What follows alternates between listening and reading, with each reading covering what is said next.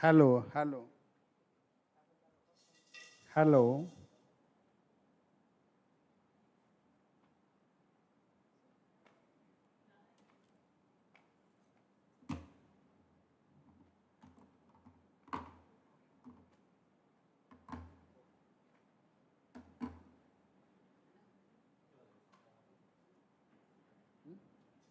ना ना ये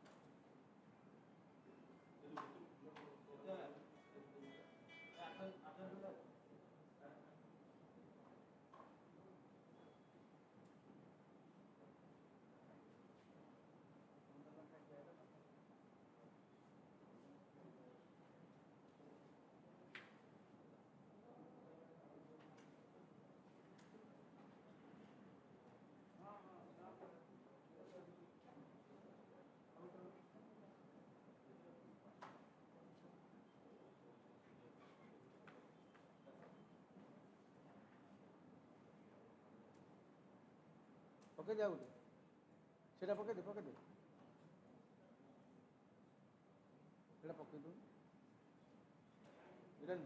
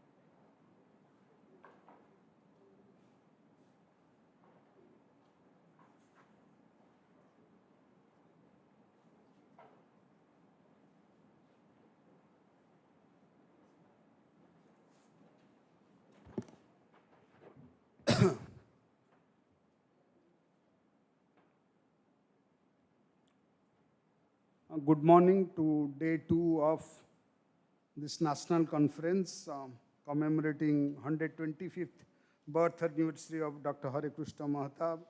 We had 3 engaging sessions apart from the inaugural session where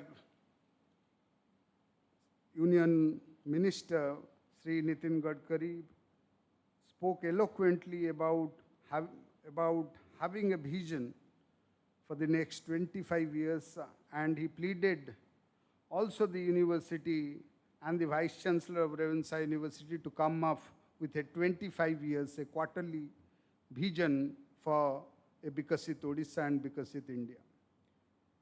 Thank you so much. The audience is very sparse, but I believe that the audience should be very engaging.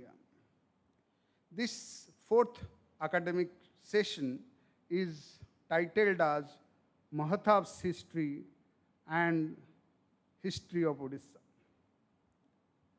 You know, everybody knows that Mahtab wrote a 3-volume history of Odisha, which was largely written during the Ahmedabad Gaol days, which was subsequently delivered to the people of students of University of Lucknow, and subsequently came out and published from Prajatantra Prachar Samiti.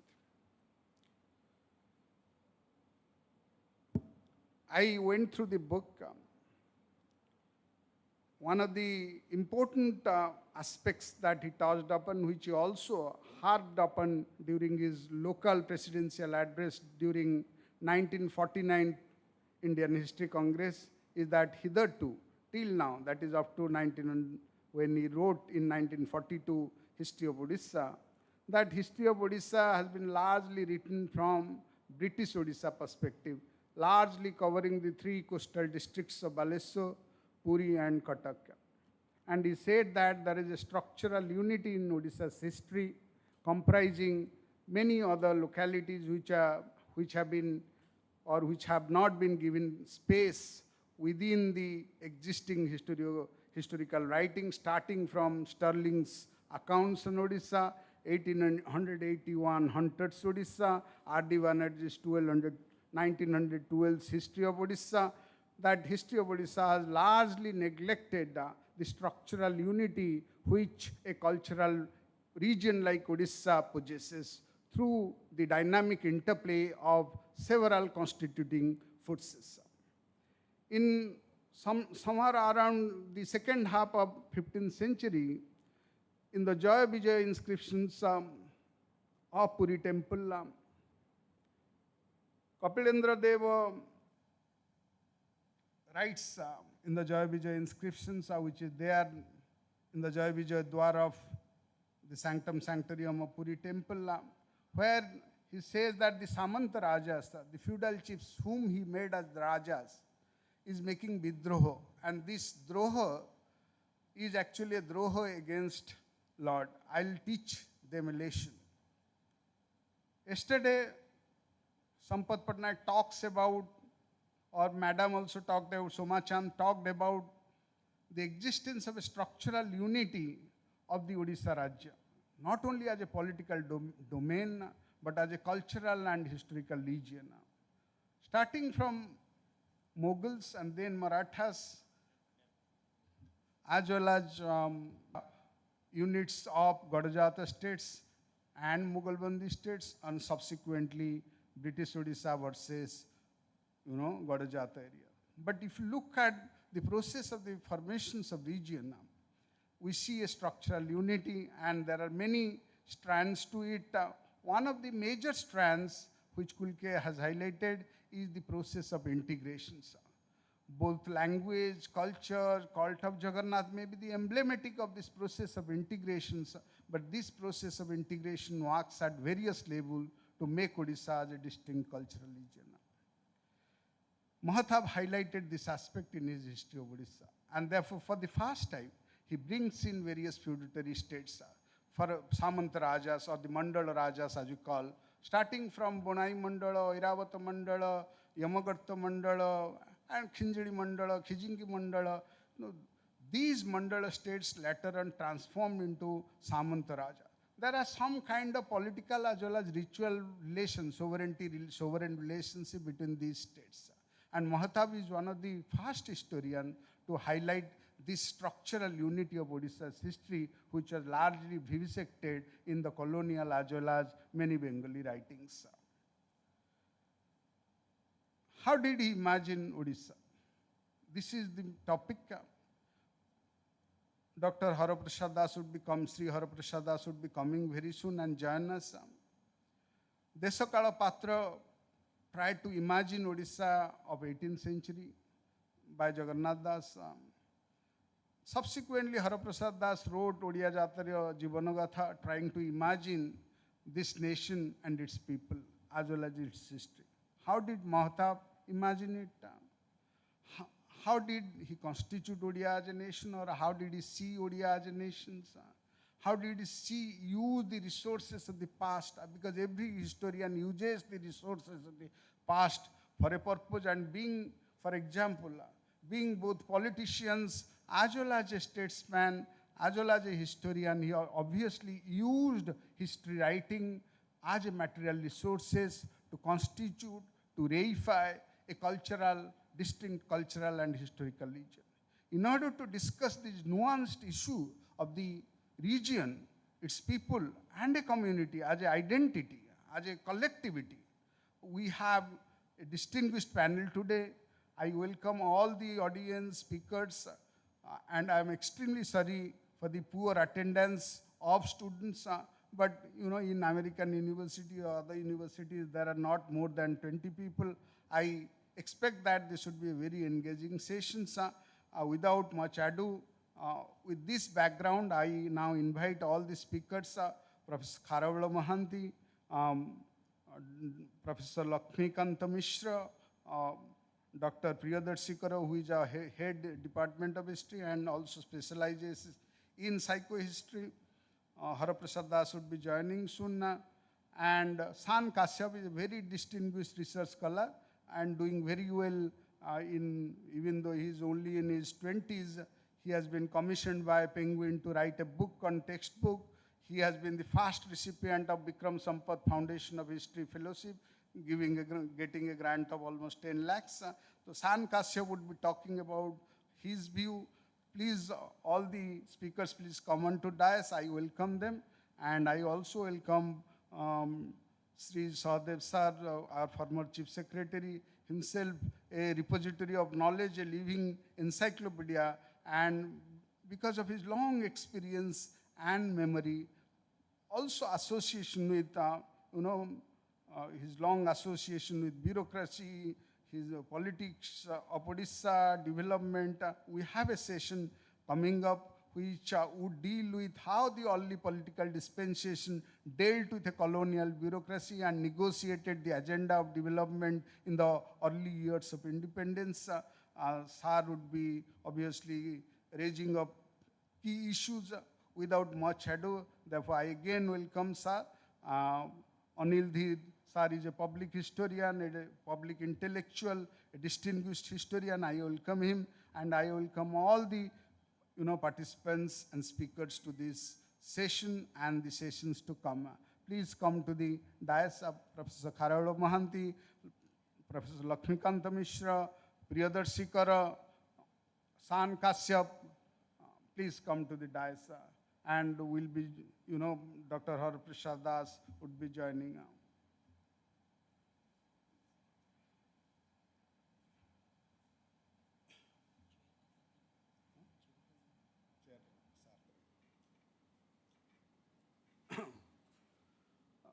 I request Professor Kharavla Mahanti to preside over this session, and with a brief remarks, maybe at the introductions, he will sum up his ideas as well as the ideas that would emerge from the sessions at the end. Thank you so much.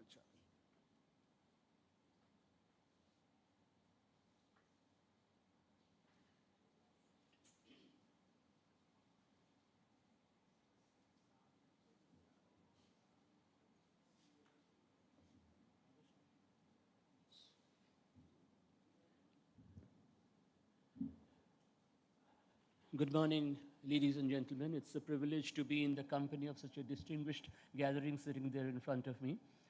And In this context, I would like to say that whatever be the contention of post-truth historians, there are certain potent historical events, processes, and personalities who cannot be dismissed as such as they do. And in this context, we have to discuss Harekrushna Mahtab while we say that being a multifaceted personality, he had a vision, and his width of imagination at times defies analysis. Well, he had a vision for Orissa encompassing not only the socio-economic development of Orissa, but also he wanted to project the enviable, tangible, and intangible cultural heritage of Orissa.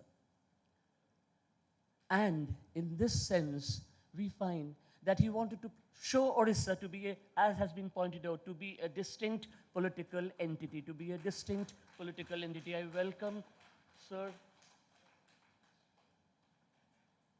Shri Prasad Das onto the dais. It's a privilege, sir, to be here with you, sharing the dais with you.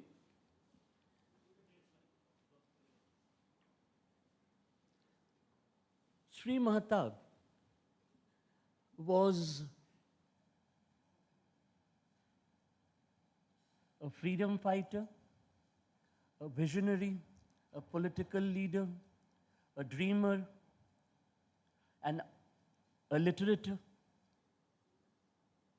an activist, a journalist, and a historian, and above all, a statesman who believed in creating a new generation in Orissa, an aspirational generation. An aspirational generation meaning that aspiration leads to creativity, whereas expectation leads one to the begging mode. And Shri Mahtab wanted to project himself as a man who was providing not only ideas for his generation, but for the future, in the sense to show that Orissa was a distinct cultural entity, having an identity of its own, as has been remarked by Professor Umakanta Mishra just now, and that in doing so, we find we have to analyze him as a historian. As a historian, we find that he was a natural historian having a flair for writing history, and he gave history an epistemological value,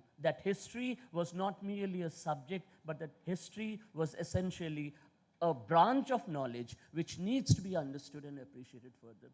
Like Abraham Lincoln had once said that history cannot be written by everyone, and that history writing is best left to the historian, because a historian has to operate within a specific historian's craft, and within that craft, he has to develop history and he emphasized upon the fact that while writing history, Harekrushna Mahtab that is, while writing history, it is so imperative that our sources are exhausted to the full. And sources are exhausted and interpretations would come later, but primarily sources have to be tackled in a sense, and that is why, as has already been remarked, when he was addressing the Indian History Congress in 1949 in the Cuttack session, he pointed out it is not that as if he was writing the history of Orissa for the first time. Prior to him, Pyarimohan Acharya has written, Krupasindhu Mishra had written, R.D. Banerjee had written, but he says that while writing these histories, they had not utilized maximum sources that had been available to them at that point of time. And as a historian's primary objective should be the exposition of all sources that he had tried to do. And hence, he was producing what you call the first collected, comprehensive and complete history of Orissa at that point of time, which was a refutation to what Andrew Sterling and W.W. Hunter had said. For the first time, he was saying something. Andrew Sterling had categorized Orias as an effeminate race with no outstanding achievements to show.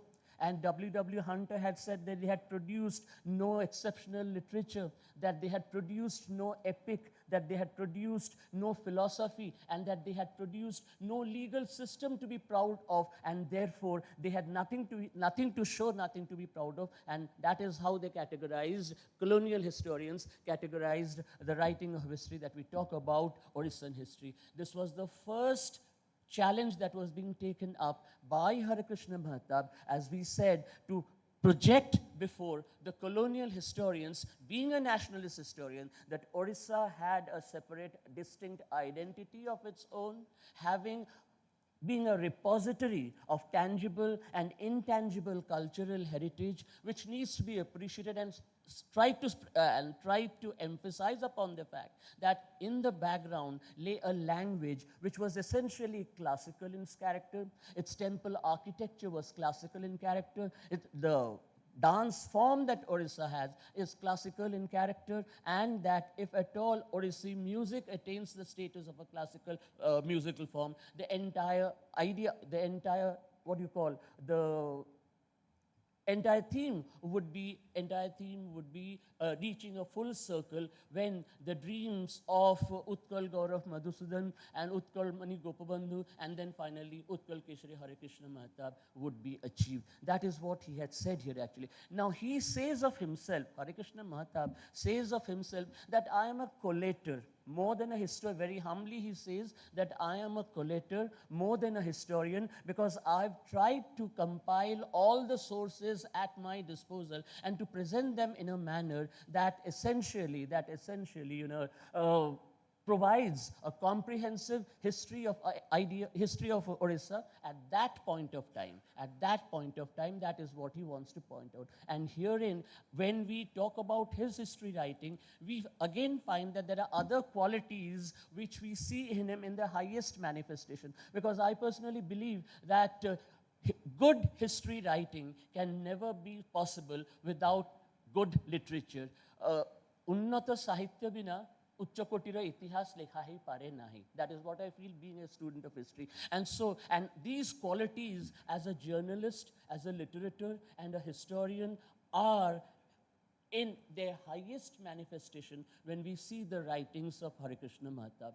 He was writing, as has been pointed out, he was in jail when the discovery of India was being written by Pandit Nehru in the Ahmedabad Fort jail. Harekrushna Mahtab was writing his magnum opus, Odisara Itihas, during this period.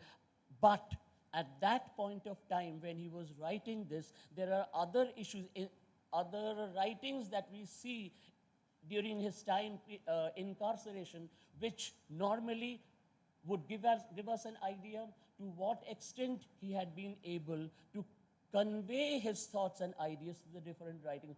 Bediro Jhana Jhana, if you read that, Bediro Jhana Jhana, Dutano Dunia, Swarajya Sadhana, Tapare Nutana Dharma, if you go through all these, you would find the caliber of the man in various aspects of historical presentation and literary achievements that he had made. Simultaneously, we find Palasira Abasane and Dasabarsara Odisha. These were two books which were proscribed by the Britishers, which never came into existence actually. These were his writings that are so very, very critical, so very, very important. But the most, apart from his magnum opus, Odisara Itihasa, his writing, while serving my nation, and then from the beginning of the end, are two of the classics which are so highly evaluated as being the finest productions of a man as a historian.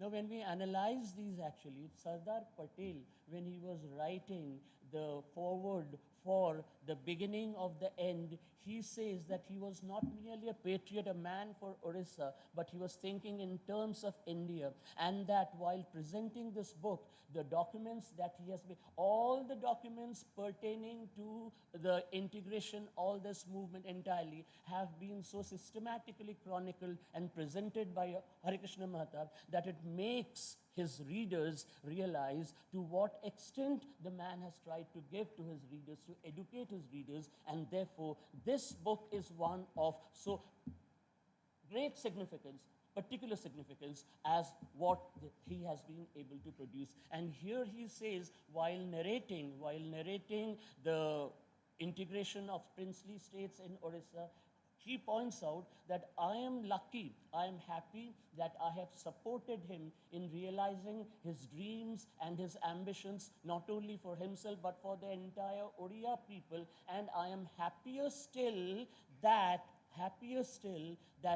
Odisha, that so-called backward state, has given the leadership to India to follow, because it was from Odisha. That was his the dream. It was his dream project. It was his dream, and that it was his enthusiasm that in all difficulties has ultimately been successful, and that it was his persistence that has ultimately reached its climax in bringing about what it is supposed to be. We find that he opens out what you call, opens out a continuous saga in the sense of momentous consequences of what would be happening and how he has made these plans and all. Because already when the idea of merger was coming about, VP Menon and Pandit Nehru had already planned out, chalked out what would be the strategy as to how this integration would come about. But he was the man who consistently and persistently, vehemently opposed this plan and gave the idea of total, complete merger of these states was given by Harekrushna Mahtab, and he convinced Sardar Patel of how that if the plan that had been made by VP Menon is accepted, that would ultimately lead to what you call divided loyalties in independent India. And therefore, complete merger would be the issue that he impressed upon and imposed upon, which Sardar Patel accepted. And what is important, he writes that he did not allow this to pass through the cabinet. He took a decision himself then and there, because he believed that it comes to the cabinet, it will be a very cumbersome process and it will be very difficult to work out what he's talking about. And then he works upon it. And so he says that I am really fortunate in the sense that the very land which had given the leadership through Ashoka in bringing about unity, security and stability of India is again the land that has provided leadership to India in bringing about the merger of not only these 24 princely states in Odisha, but also the entire 565 princely states, a process that started in Odisha and culminated with the annexation or merger of Hyderabad in the Indian Union. That is what he says about. And so he says that the book that he has written is of immense value because he has collated all the documents that one could find at that point of time. Because he was the primary source, he was working upon it, and what he is giving is from the horse's mouth, and therefore his readers would be educated by what he has done, and therefore his place in Odisha's history can never be extinguished. And he is a pioneer, not merely a leader for the people of Odisha, but also for entire India. That is what has been Sardar Patel's comments. And finally he says that it is for the historians to judge after this momentous decision, after what has come out, the narrative that has come out. It is for the historian to judge ultimately what have been the wrongs and what have been the rights, to judge the processes and events, to judge the personalities, and finally, that is what makes history reading such an interesting philosophy. That is what has been Sardar Patel's opinion about Harekrushna Mahtab, that he was the living spirit in the drama. He was the living spirit in the drama that ultimately gave the leadership that we accepted, and finally, that is the result that we've got through. Similarly, when you read his, the other work,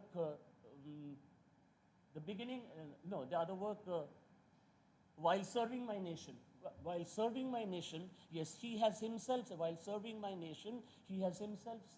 that my first challenge as Prime Minister and then Chief Minister of Odisha was to tackle and deal with these European officers, English district magistrates and English commissioners in dealing with them. But I am so happy in the sense that ultimately I proved my superiority over them, proving my administrative acumen, my superiority over them, and then made them accept what I was saying. That is his greatest achievement. And he says there have been so many other achievements that we can talk about, but here he says that three of my most important achievements would be: number one, Hirakud Dam; number two, integration of the princely states and shifting of the capital from Cuttack to Bhubaneswar. And he said all these three were so very, very controversial issues, but I had made up my mind as early as 1940.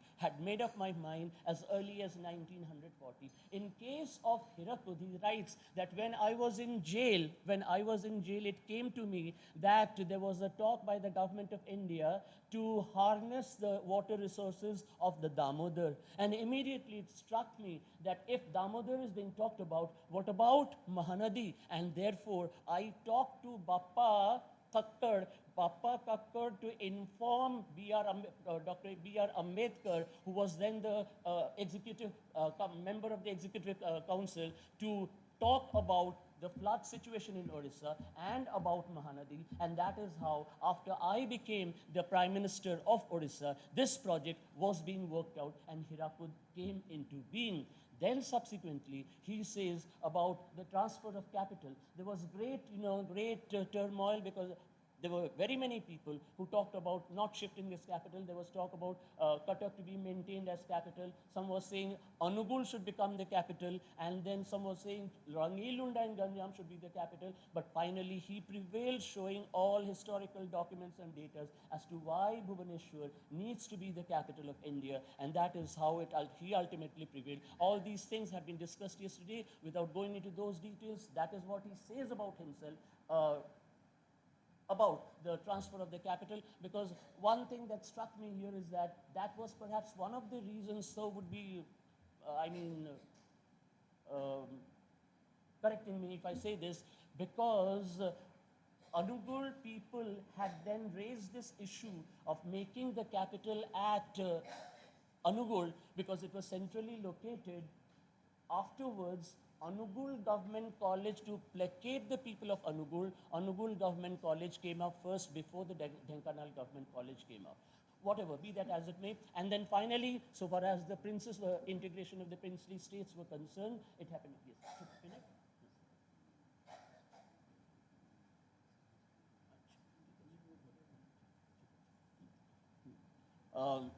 And finally, as we were saying, the integration of princely states, as already Umakanta has pointed out, that so far as the integration of the princely states were concerned, the most important aspect was that he was making one thing very clear, that the very basis of a modern nation state, though is political, yet we find the foundation of a state essentially has what you call a cultural, religious, and language cohesiveness,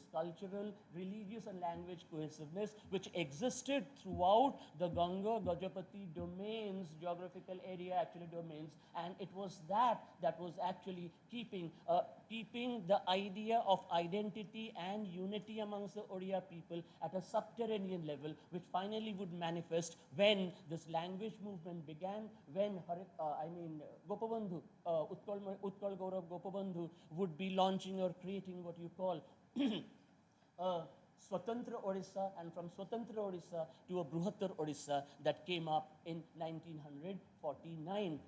Beyond that, when so far as his achievements are concerned, we find that as a journalist, as a literature, he was producing. Prajatantra was his outstanding contribution, which came into being in 1923, but was shut down in 1932, again to resurrect in 1946. And during this period, actually, it was one local daily. It was a tremendous contribution so far as journalism and the press in Odisha was concerned, because at that point of time, Prajatantra was one paper which was dealing with ideas not only from the local areas,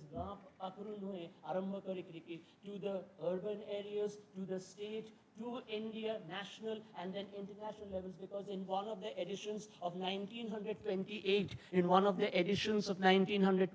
Prajatantra, it was mentioning about an impending civil war in China, the conflict that was to develop between the Kuomintang of Chiang Kai-shek and the CCP of Mao Zedong, that had come out in the Prajatantra as early as 1928, that an impending danger is happening, and it was shut down in 1932, finally to come up again in 1946, after which an English edition of this daily came up, known as the Eastern Times. Now here what I want to point out is that we know, as a student of history, we know about these gostis in the Gupta period, and the gostis that we have in the Sangram age in South India, the Sangram period, Sangram age in South India, where you have all these literators, essayists, writers and playwrights, all the poets meeting together and displaying what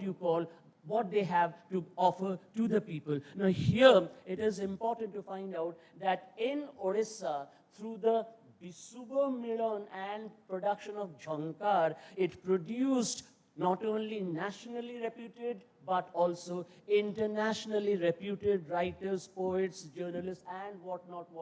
That was the crucible. Bihari Bagh, Bisubo Milan, and Prajatantra of Dr. Harekrushna Mahtab essentially was the crucible, the laboratory, which produced not only the future leaders, political leaders of Odisha, but the greatest literators, but greatest writers that one can think of. Here, all people, since yesterday, all have mentioned about Bisubo Milan and his Gam Majlis, Mr. Ete Kotha Hai, but one aspect we have forgotten to mention is Farsi Chand hisab rahe ki tanko pseudonym re jase lekhibaku lekutule, actually a satire, vyangatmaka rachana actually jota se karutule, that no one has thought about, that no one has talked about actually, and that was such an interesting and important column that was being produced by him. What a great contribution that he had made here. And so we find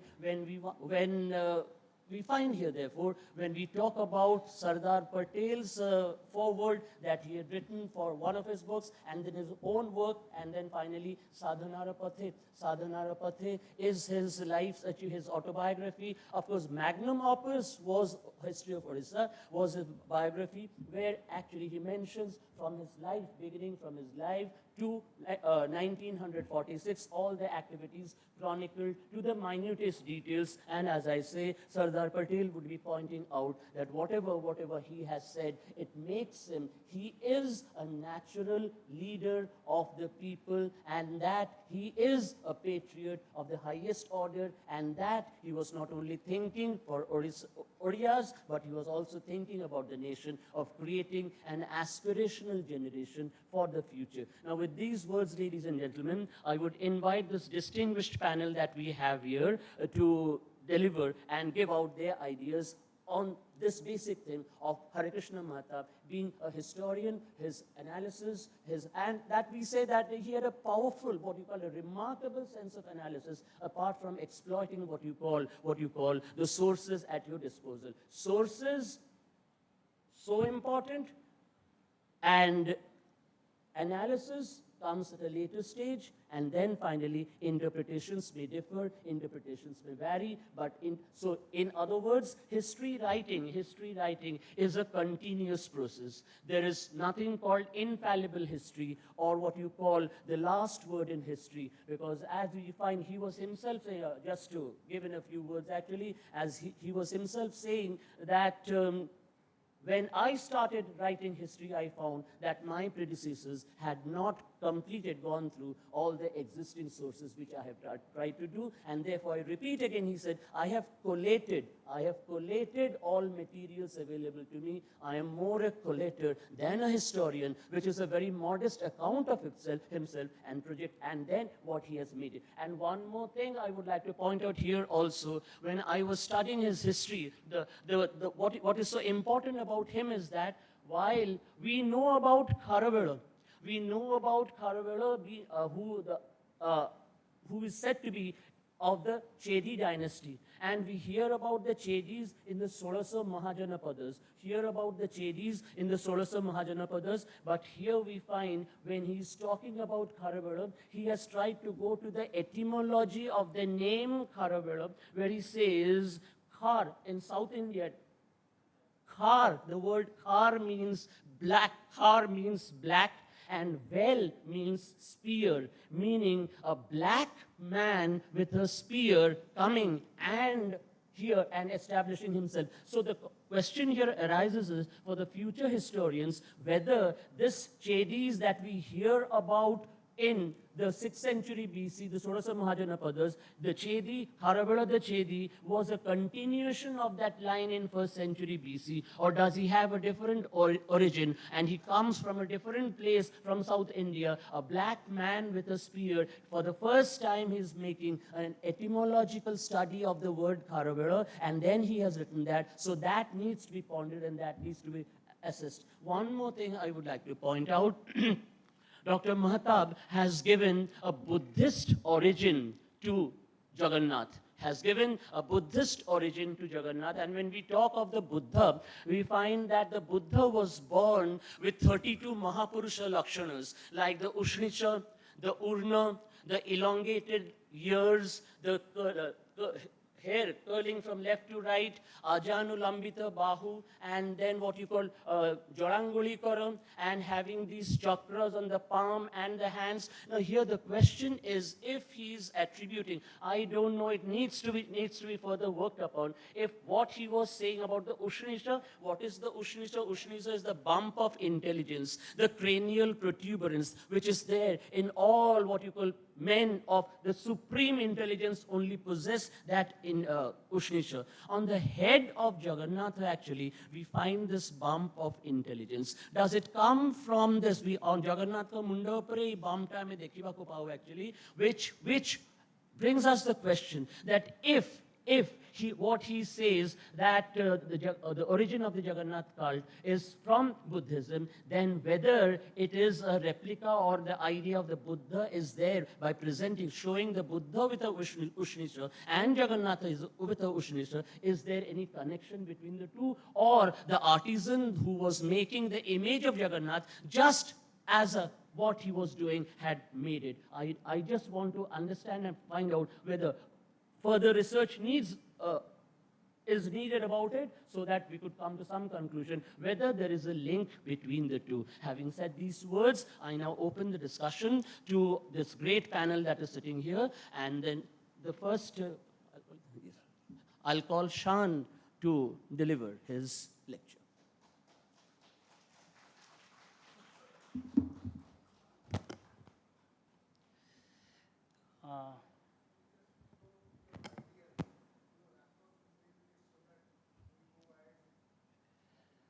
Thank you so much, Mr. Chairman.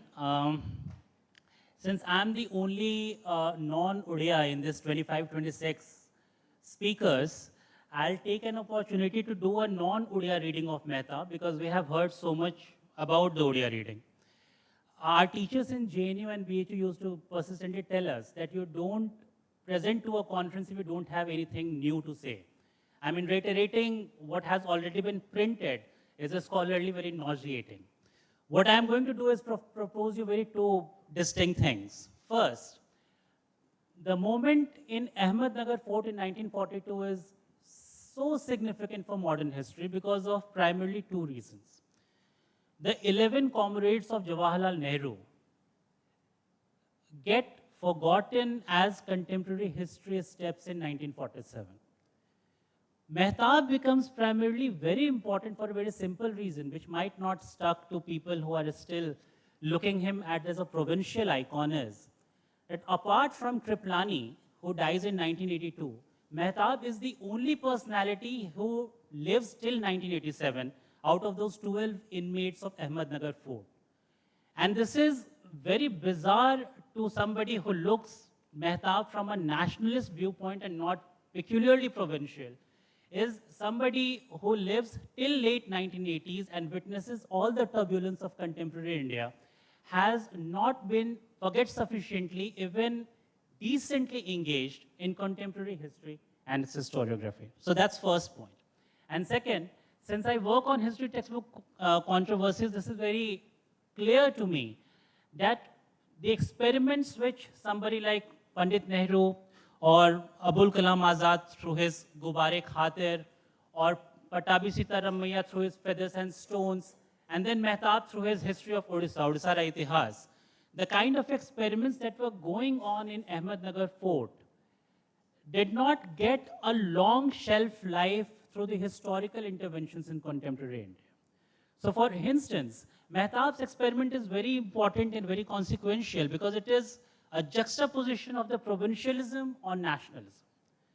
Shri Bhartari Mehtab is here today and he very clearly reminded us yesterday that Odisha Ra Itihas in the history of Odisha gets published through Lucknow University through the intervention of Acharya Narendra Dev, who again is an inmate in the same prison. Now, from there to here, you cannot really now think of something that is, which is very clearly and peculiarly about Odia and Odisha has anything to do with what is happening in Uttar Pradesh today. Or let's say Banaras Hindu University is really interested, apart from the very bureaucratic research chairs that we keep creating in different central universities. So that juxtaposition is lost to us. Now, why is it that? Why somebody like Mehtab has to, in his own writings, recollect, as Mr. Chairperson was pointing out, that what are his primary contributions to history of Odisha and the history at large? Why it was not documented by contemporary historians in a way where it had some kind of a national space. So if a new reinvented biography for a 21st century Indian reader has to be done on Mehtab, the biography's summary is Mehtab's life story is of one of a marginalization of a national icon to a provincial leader who was forgotten before it was revived by state patronage. Now the question one has to ask is why it was happened. I was just yesterday checking what the Cultural Ministry's website, India Culture, says on Ahmednagar Fort, and the only two literary outputs that it remembers, even today, is of course Discovery of India for obvious reasons and Azad's Gubare Khatir. The other literary output that was done in Ahmednagar Fort has been forgotten by the state power, has not been really revived by historiography, and nobody takes any interest. So in the remaining, I think, 5-10 minutes that I have, I'll just point out some of the dilemmas that appear. And usually one more cliche, that whenever we talk about these grand personalities, our historiography becomes Puranic. We avoid prosopography. So when we are talking about Mehtab, we are only talking about Mehtab. We are not really talking about his compatriots, his adversaries at the provincial level, and certainly not at the central level. One of the other figures, and you know, everybody was juxtaposing these tensions of provincialism to nationalism. Very recently, I wrote a paper about Bijoyanand Pattnaik's Kalinga Prize. Now you think about something like UNESCO Kalinga Prize, and the UNESCO newsletters carries one editorial after other editorial that how somebody from Odisha, a very poor province, a politician, has renamed this prize for UNESCO and science popularization. And then he makes a direct connection to Ashoka and Kalinga Prize being the legacy of Ashoka. Now people who see Ashoka only from the only from the vantage point of Odisha might not find it very compatible that why a prize from Odisha comes and renamed after the legacy of Ashoka. So it is July 1953. Now what has happened till then, and which usually people who do political history forget, is in the internal Congress scheme of things, Mehtab primarily remains a Patelite. 1949, Vallabhbhai Patel is no more. And the sudden fall from grace has not been really explained. What is happening? There remains a large gap in the biography of this man. How suddenly he is no more a minister? What happens in between? And then how suddenly he is shunned to a governorship, which is usually some kind of a retirement scheme. This song. And then how suddenly he revives back. So in July 1953, Nehru, as if invites the president of the Congress, the president of the Congress party, invites the Odia's top congressman to confer with the party position in the state.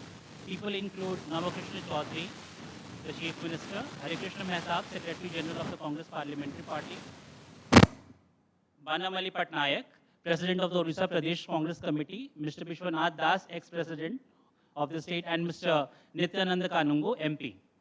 Now, in that meeting, Mahtab very clearly says that he has no desire to hold any office and preferred to devote himself entirely to constructive work and revitalizing the Congress organization in Odisha. Okay, this is July. By just 3 months later, a great controversy ensues where a vernacular newspaper called Matrubhumi alleges that Mahtab has spearheaded a nationwide scandal on the permits of the industrial system. Mahtab sues this newspaper. Navakrishna Chaudhary, the contempt case goes in the court. Now we have the records in our judicial archives here. I don't know how many of us have really cared to look at it. Navakrishna Chaudhary goes and testifies to this case, and he says very peculiar something. He says that the leader disclosed that while disposing in a defamation case filed by Mr. Mahtab against the editor, printer and publisher of Matrubhumi, he said that Mr. Nehru was not in the favor that Mahtab should continue in the cabinet anyway. What happens later is again a complete flip-flop. Mahtab retires to, of course, governorship in Bombay and later Maharashtra province. And then he makes a comeback again to Odisha's politics. What is he doing as a governor? Now, we have, range of contemporary sources telling us his interventions as a governor. He speaks something on the national language issue. He goes and other day, which is a very routine affair. There's a Light of Asia performance. He says something there. Now, all these interventions, when clubbed together, it makes a very peculiar sense that when Mahtab is outside Odisha in different roles, he makes this very nationalist pronouncements. But the provincial reading is completely different. So, for instance, on the issue of Hindi, he very clearly says, at least till 1955, that Hindi should be, pushed back as a national language that comes from the larger Gandhian framework, and it has to act as this one force for national integration. Now, going back, I'm just giving you some snippets from archives. What happens in 1975? By 1975, Odisha is ailing. Nandini Satpathy is running a minority government with collaboration with CPI. Neelamani Rautri and Biju Pattnaik and BLD kind of have a different life.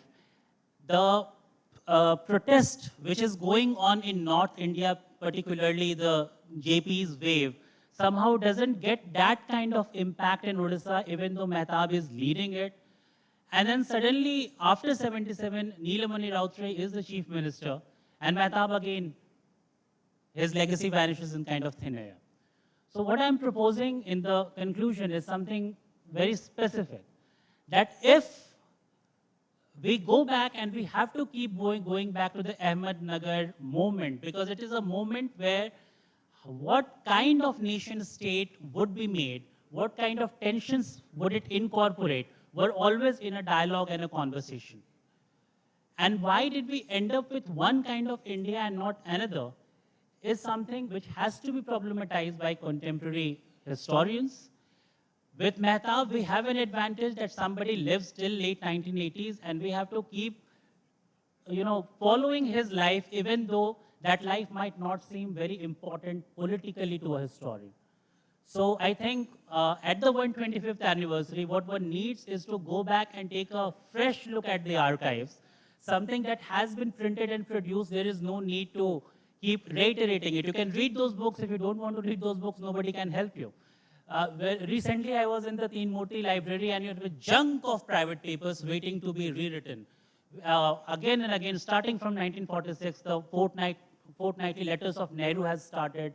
There's a tension building up about what is happening at the Delhi, what is happening at the Bhubaneswar, how this provincial aspirations is continuously in interaction with the nation state, and that continues. So there's a rethinking is required, and that's all I have to say. Thank you.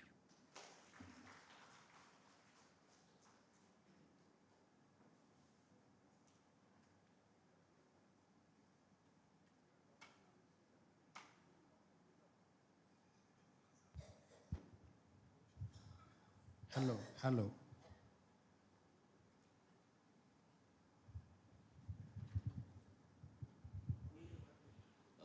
It's my privilege to now say that I would invite Shri Haraprasad Das to deliver his address.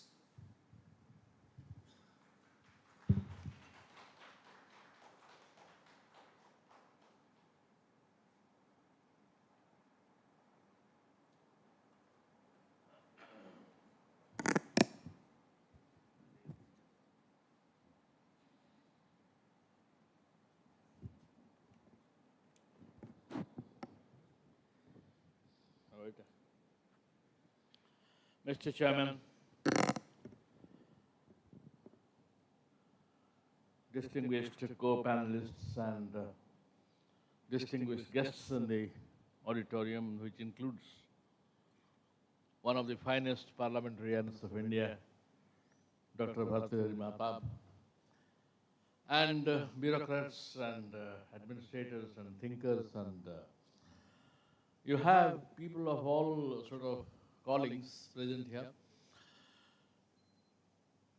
I just heard the young researcher, scholar, speaking about our approach to Dr. Mahtab, that we are looking at him with ODI eyes.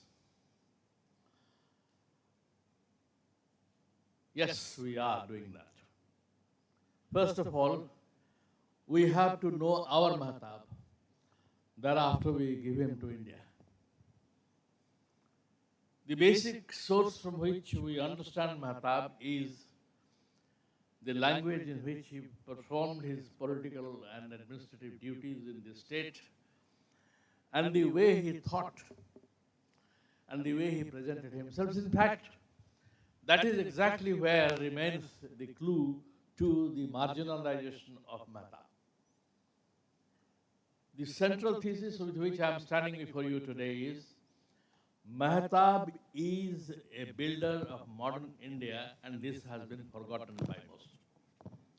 Mahtab is the builder of modern India along with Sardar Patel, and these two together have made something possible which wouldn't have been otherwise possible. I take you back. I am not a historian. Ladies and gentlemen, I am not a historian, so don't take me my dates and the information on face value. But I still go back to the death of Tipu Sultan and the waning of the Peshwa power. Let's say the period would be 1799 to 1819. 20 years. During these 20 years, the British took control of India. If you remember, 1817 is the Paika rebellion in Odisha. 1819 is the complete decline of Tipu Sultan and the Peshwas. And British take control of India. Now there are three kinds of princes who emerged out of this churning. Patel calls it churning, from which the princes emerged.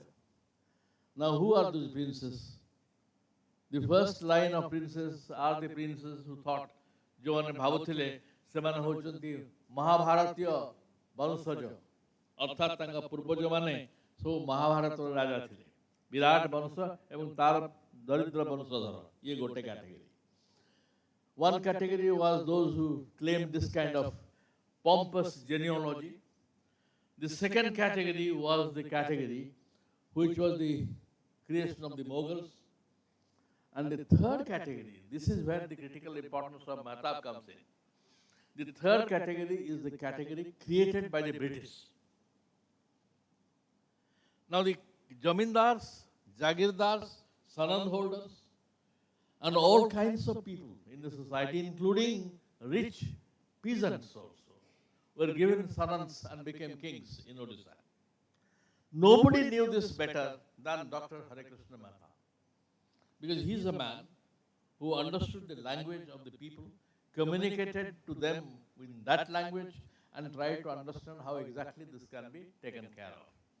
Now, there is no doubt about the fact that he was a great patriot, and I think, honestly, he had no great passion in politics. He was a great Indian, a great patriot, and had least interest in politics because politics could not contain him. The reason why Mahtab got marginalized is the post-independent politics of India could not contain him. He was larger than the sphere in which he was working. Now, I did not make a comparison between J.B. Kripalani or, for that matter, Maulana Azad and Dr. Harekrushna Mahtab. Each one of them got into the position of eminence largely on account of a circumstantial factor or, well, part of appeasement, part of, representation of India in a particular way. And Mahtab was not really a power-hungry man, basically. He was a scholar, he was a writer, he was a thinker, he was a patriot, and least interested in politics after he created India. He created the unified India. There is no doubt about it. Now, I think, had Dr. Mahtab been born elsewhere, in one of the significant states which played a role immediately after independence, I think he would have been, and had he got the political ambition really, he would have been one of the 5 or 10 political leaders whom India would have remembered until now. Ladies and gentlemen, the 3 types of princes who were created by the British after the fall of the Peshwas, the kind of princes that were there in Odisha, I sometimes wonder whether Sardar Patel, despite his affection for Dr. Mahtab, gave him the credit that was due to Dr. Mahtab. I sometimes feel that I think Dr. Sardar Patel, as a philosopher of integration, philosopher of democratization, forgot to take note of the fact that the strategy Mahtab adopted was the strategy which was used ultimately by Mr. Patel himself for uniting India. What was that strategy? Strategy number 1 was borrowed from Marxism. What is called in Marxism as capitalistic encirclement, if all of you are familiar with the doctrine. It says that the state withers away if it is encircled by democratic countries. In other words, you would not be the country or the state which you are if there is an oppositional force working around you.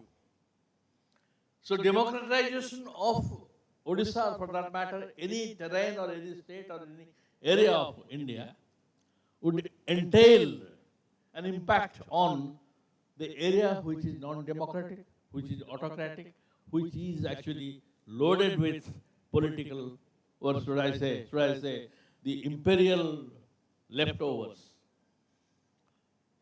So what was his strategy? His strategy was to create powerful democratic forces around the estates of Odisha.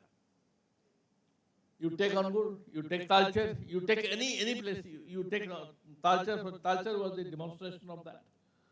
You take, for that matter, in Balasore what happened, Kanika what happened. In Kanika, actually, the experiment was straight into the road. Union of states, union of princely states, which was created as a point. Now, he is the man who pointed it out that the third line of defense for the British was the princely states. The first line of defense, second line of defense, and this was the third line. Third line means the minorities of India constituted the first lines. And this was the first 2 lines were scheduled castes, scheduled tribes, Muslims. And this was the third line of defense, which consisted of the princes.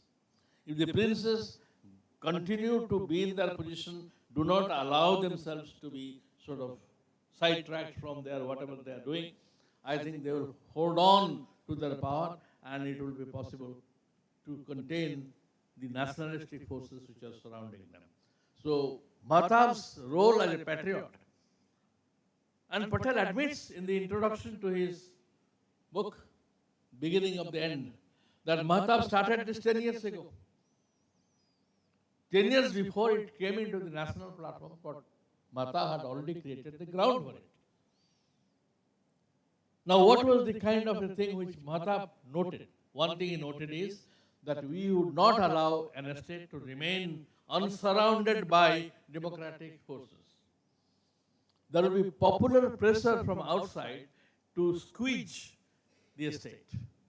This was strategy number one.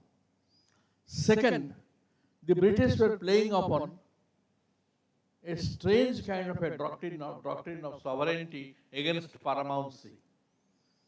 जोने थी ओडिया रे बसिचंती ओडिया केते कई ओडिया सुनिया को चाहि पारंती कोन actually करथि doctor Mahtab प्रथम कथा थिला सॉवरेनिटी और पैरामाउंटसी भितर डिफरेंस कोन सॉवरेन ब्रिटिश जानि जायथिले ऑलरेडी बहुत दिन आगु जानि जायथिले से माने बेसी दिन भारत रे रहि पारिबे नाही तो जीवा पूर्व गोटे लास्ट स्ट्रेटजी थिला जे कोनोसी मते इंडिया को भाग भाग कर दबा केमति भाग भाग करबे first line of defence line रे इंडिया भितरे schedule caste schedule tribe others गोटे क्रिएट करिवे गोटे मुस्लिम और हिंदी गोटे क्रिएट करिवे आउ गोटे कोन करिवे ना से माने भारत रे छाडी जिवे तांकर पॉकेट्स की हबो जो डायरी जो एस्टेट अछती सेडा बे तांकर पॉकेट्स ए जो एस्टेट उडा रहिबे गड़ उडा करबे गड़ जात जा कहू हम गड़ जात रहिबे ए मानकर लॉयल्टी डायरेक्टली रहिबो इंग्लिश को संगे सेडा कहजिबो पारामाउंट्स ओडिया कोन हबो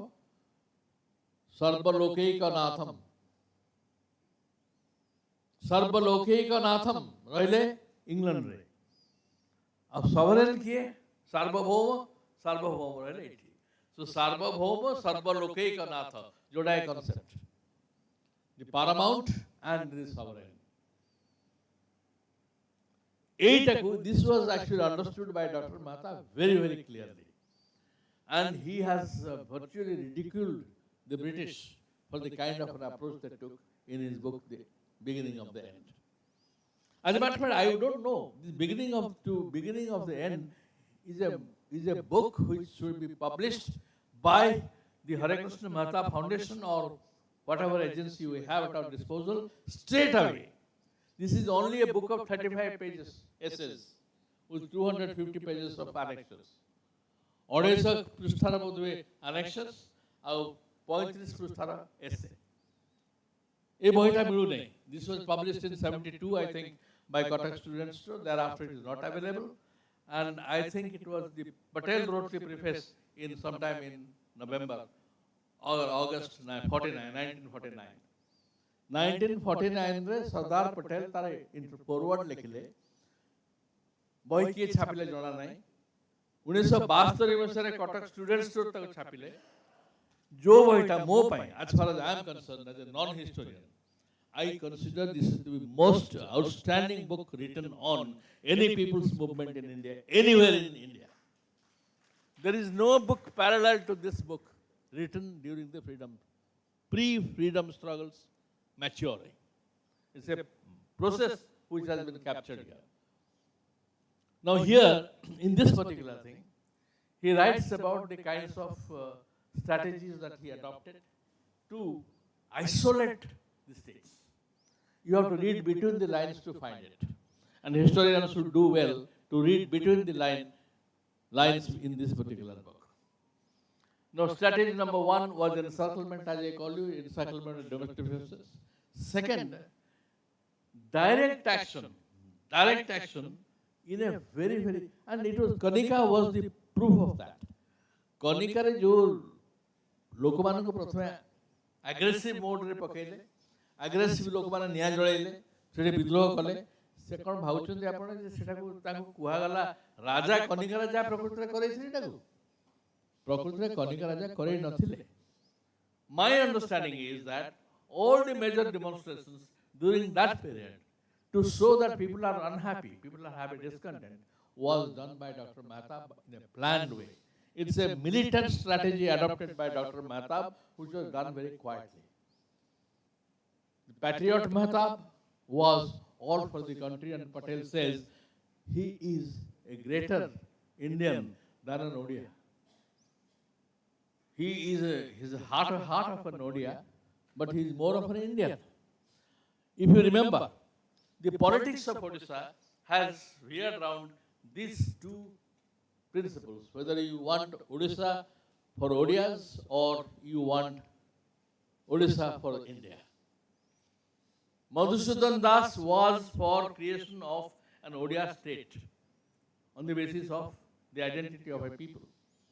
Gopabandhu Das wanted that Odisha should be part of the mainstream India. If India becomes free, Odisha automatically gets its destiny. Finally, it was Madhusudan Das who got the Odisha true, but by 1920, he had lost out to Gopabandhu. In other words, the survivor of politics was Odisha for India. Odisha was always a mainstream state of India. Ladies and gentlemen, when you assess Dr. Mahtab's work as a central minister, as a governor, and as the Prime Minister and Chief Minister of Odisha, please remember one thing, that he had a builder in him, which made him build the institutions all around him, even his social, cultural, religious, spiritual institutions or creative institutions. He built institutions. He constructed on the basis of the popular appeal that he had. And at no point of time, Dr. Mahtab looks very, what should I say, extremely greedy about political positions. Otherwise, he wouldn't have accepted the position of a governor at the point of time when he accepted it. He accepted it as a signal that he would like to return home. Return of Mahtab to Odisha was something which was close to his heart.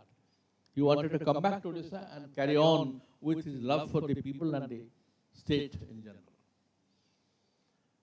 So, what I would propose is that not only we reread Mahtab, we try to install him as a national icon with the means that is available to us, which we have not done until now. And one of the best ways to remember Mahtab is to interpret him.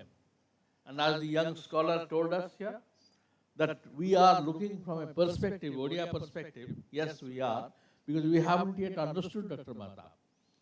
Dr. Mahtab's image as a politician, as a thinker, as a scholar, and as a writer, all taken together, manifest a kind of an identity which is rare in India. I don't think there is any politician in India who compares with Dr. Mahtab. Why have we not been able to say that? We haven't been able to say that because we haven't really read him. We have not connected him in all the facets of his activities that he did. Time has come when you must read Dr. Mahtab, the work that he has done, analyze it, and understand how exactly he did work in three phases. One as a patriot, uniting India. One as an administrator, holding a state together and paving a future. And third, as a diplomat who carried on politics very cautiously and very diligently and very elegantly too, behind the cover sometimes and sometimes in the open. And I think he was a master of deceit and at the same time master of direct political action, both. And the political time, a time when he was marginalized, was the time when his aspiration was for creation of Odisha and sustaining the identity of the state. That was the time when he actually left, and thereafter his work in Odisha is fantastic. Unique range of work that he has left behind. So let's read Dr. Mahtab, and these kinds of seminars should come out with better material than what we have got so far. I think we are still hazy about some of the work that he did. It's time that we reread him and try to understand what exactly he stood for, and how exactly he represented a generation which felt that history is a philosophy. History is a kind of philosophy, it's a perspective through which you look at history, that history gives you an idea. So Mahtab is more an idea than a man. Sometimes he is greater than the ideas he had.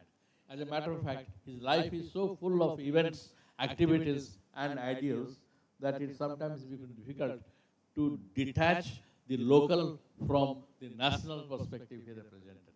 That is why sometimes we call him an Odia leader, but he was talking about Ahmednagar fort and how some works are remembered and some works are not.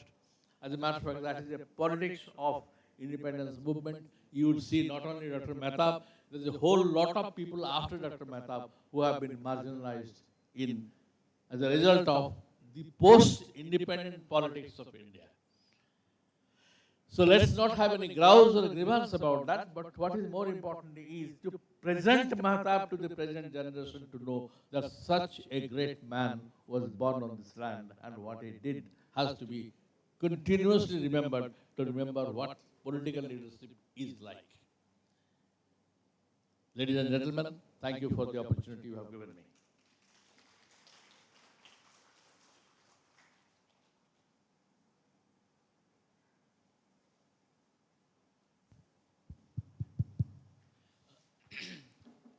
I would now invite Professor Dr. Lakshmikanta Mishra to deliver his talk.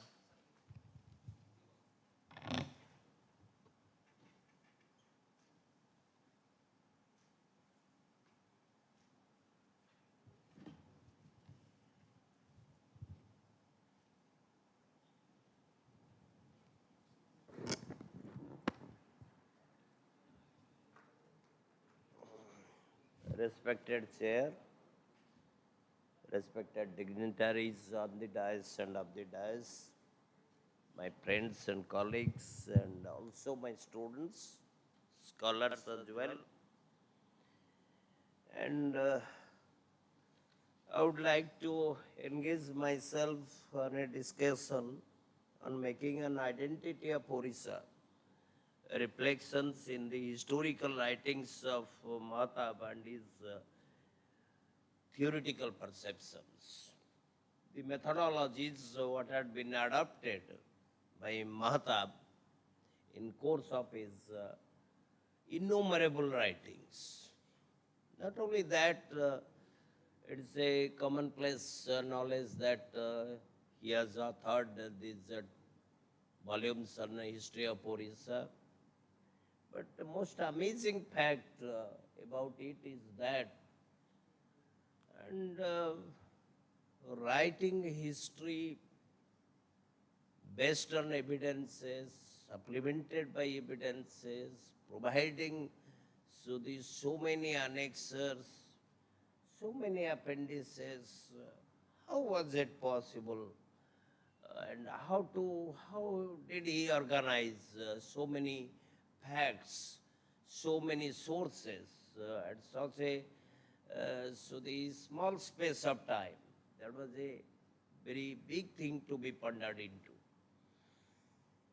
And it's a very difficult task.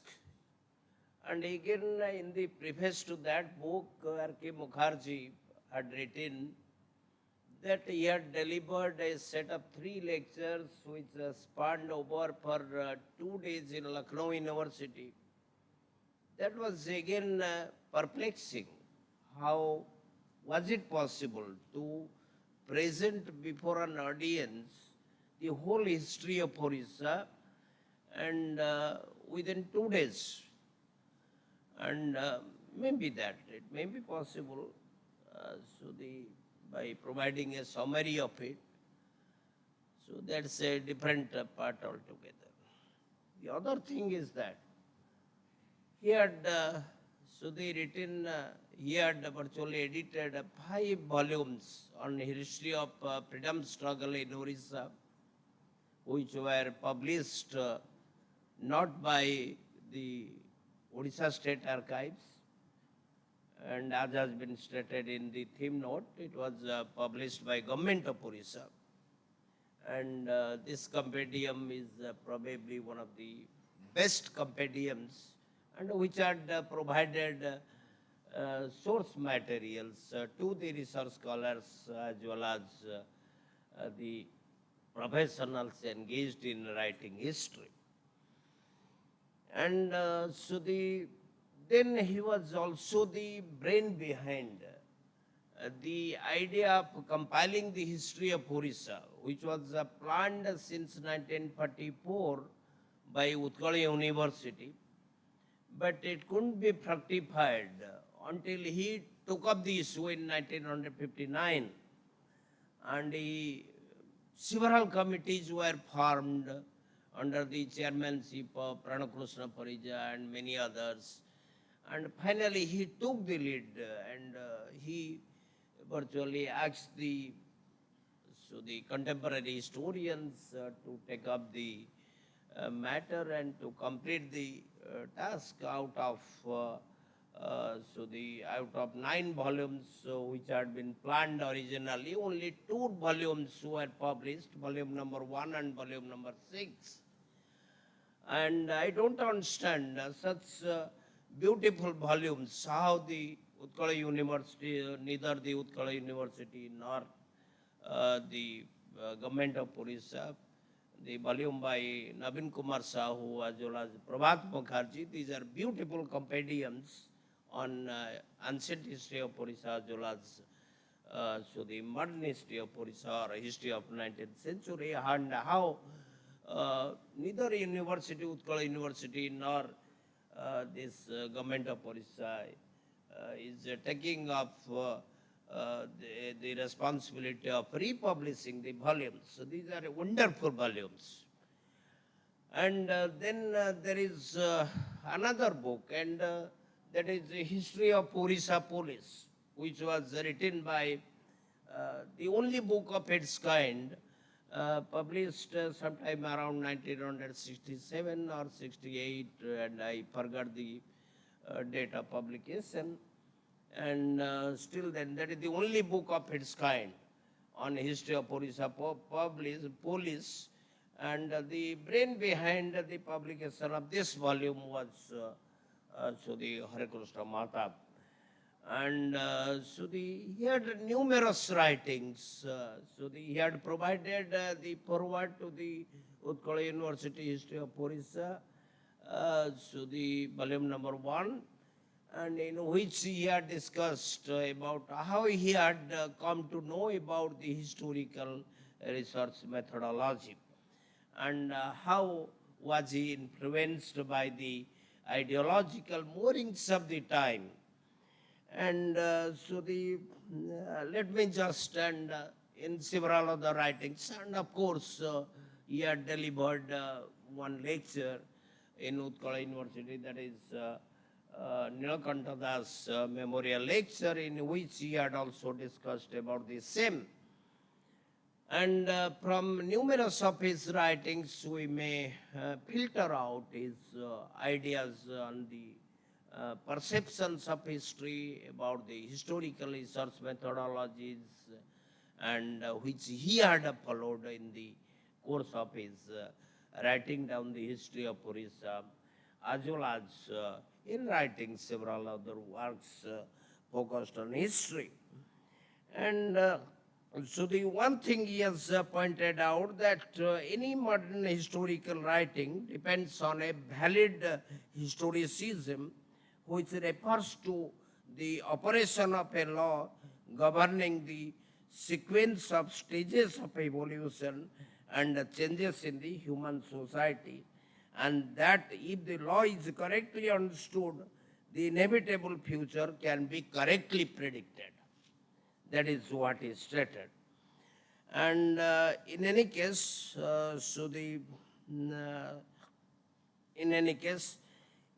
two questions virtually perturbed his mind. One is whether the history of a region of India, the nation state, can be exclusively studied, and if so, what its utility is. Second question is whether the geographical unit which forms the distinct region has been so for centuries from the beginning of the civilization. And however, he had studied almost all the theorists of the time, and theorists of the time like that of Hegel, Marx, Saint Simon, Auguste Comte, Spencer, Spengler, Arnold Toynbee, but he was deeply influenced by the methodology adopted by the Arnold Toynbee, who talked about the genesis, growth, and the decline of the civilizations. In any case, about these questions, the replies at every stage of his writing, and about the ancient period or different periods of Indian history, he had followed this schemata of the things. And the replies to these questions have been given in negative by the Toynbee after a thorough examination of all facts. And Mahtab was probably the first historian to delve into the study of region formation in Odisha. The ancient Kalinga, the fame of which at one time spread over the entire South Asia. You see, entire South Asia lies now partly in Andhra and partly in Odisha. And the headquarters of this kingdom has moved from time to time towards north and ultimately settled in a place which is now in Odisha. Number 3, the same is the case with regard to Odra, Utkal, Trikalinga, which were at one or the other part of the present Odisha. Fourth is, even after this stage, when the distinct language developed in the process of the growth of civilization, different parts of present Odisha remained politically separated for centuries. Looking back through the centuries to the process of history, one observes the amazing phenomenon that only the tiny area of a present district of Baleswar, Cuttack and Puri have all along remained together without any kind of separation, political or otherwise, and most other parts passed through centuries of separation. Still, sentiment of belongingness to the family persisted and grew, ultimately resulting in the formation of the state of Odisha. So what he emphasized is the family sentiment of a society. Family sentiment of a society. And he always emphasized about the stability of the social forces, and which provides not only consolidation but also sustenance to any state at whatever time it is. And he was of the opinion that the politics may change, dynasties may change, rulers may change, economic policies may change, but a family bond would always remain there, and a society would always remain there, and the social forces would always they continue to exercise its influence over the growth of the history. And what are these social forces? Language, religions, caste organization, customs based upon religion, all these were based on social forces. And however, the Odia society, Odias as a distinct society have been able to exist in spite of all dangers to its existence. By and large, the present Odisha is the homeland of that society. Homeland of that society. And let me come over to the historical aspects that are what had been discussed by the Harekrushna Mahtab.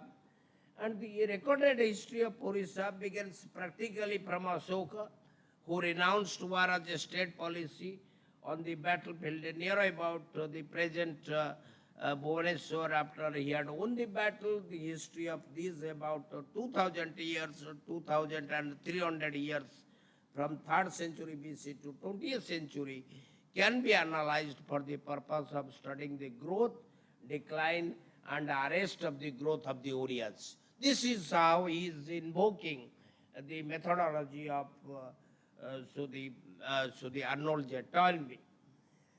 And he had meticulously followed Toynbee's line and tried to pinpoint the strength and weakness of different periods.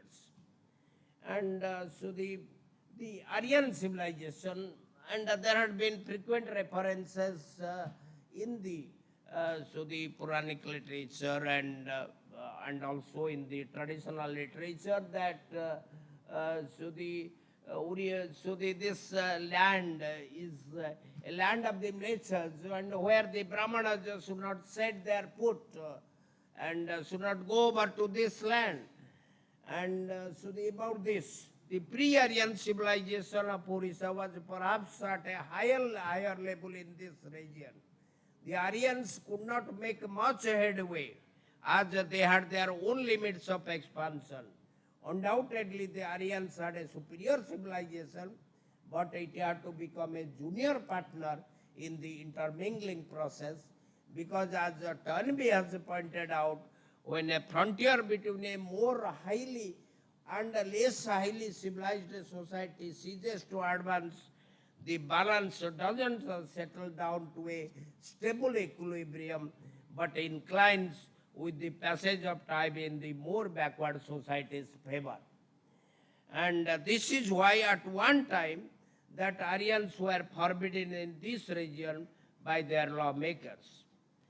And coming over to the pre-Ashokan period was evidently a virile one about the situations what was prevalent during the Ashokan times.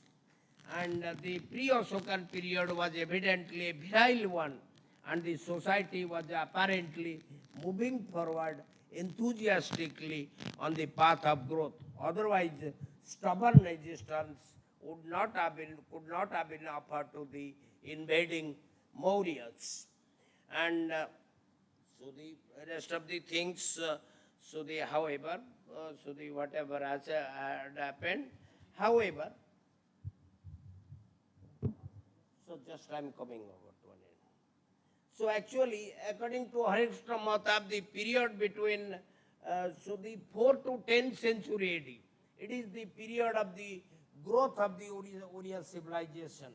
During this period, Orissan trade reached the zenith of its glory. Buddhism and Shaivism embraced each other, one giving room to the other almost voluntarily. And Bhubaneswar was developed during this period. The period witnessed the death of Buddhism, which died a natural death in the whole of India because of various factors which grew in time. And so the Bhubaneswar provides a fair example of competition and assimilation of various religious systems and symbols during the period under discussion. And the Shaiva temples of Bhubaneswar, so they stand between Dhauligiri of the Buddhists on one side and Khandagiri of the Jainas on the other side. And that is not the point of discussion. And however, he was of the opinion that virtually, and the next period, that is the Ganga period. Ganga period has been described as a period of promiscuity, And however, promiscuity and over-enthusiasm. And he had characterized the Ganga period, and particularly, virtually Ganga period and Ganga society as a stagnant one. And he had described that virtually the rise which was recorded on Ratnagiri gradually came down, and in about 7th century the decline was recorded on Konarka. And he had described that the Ganga period, in spite of the architectural excellence, this could not proceed because of the promiscuity or over enthusiasm of the rulers. And finally, I am coming over to the concluding part. And concluding part. And each society has its own way of life, which is its culture. The way of life is determined not only by a few, but by a multitude. And even though the leadership comes from a few, but it has to be accepted by many. Culture cannot be imposed on a society. Any attempt to do so will create a cells mane onda. More attention should be paid to the development of the territory than its expansion. And that was the reason for the decline of the Orishan civilization during the time of the Gangas and the Gajapatis. Dissensions in the army is disastrous to the state. Contact with the outside world is helpful to the growth of the society. Confinement to its own surrounding makes the society economically backward and stunt its cultural growth. Thank you.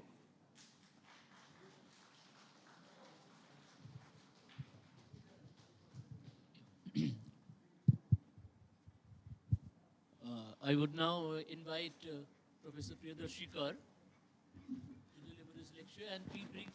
Yeah, a very warm good morning to all of you, esteemed chair, esteemed co-panelists, and very long delegates and distinguished guests in front of the dais, ladies and gentlemen, students. I've been asked to finish my talk within 5 minutes. I will confine myself to 5 minutes. The only thing that I don't want to discuss everything that has been already discussed. Two things I need to tell students who are students of history here or students of social science in particular, that when you look at Mahtab's life, it provides a wide canvas to understand history of colonial and post-colonial India in general and history of Odisha in particular.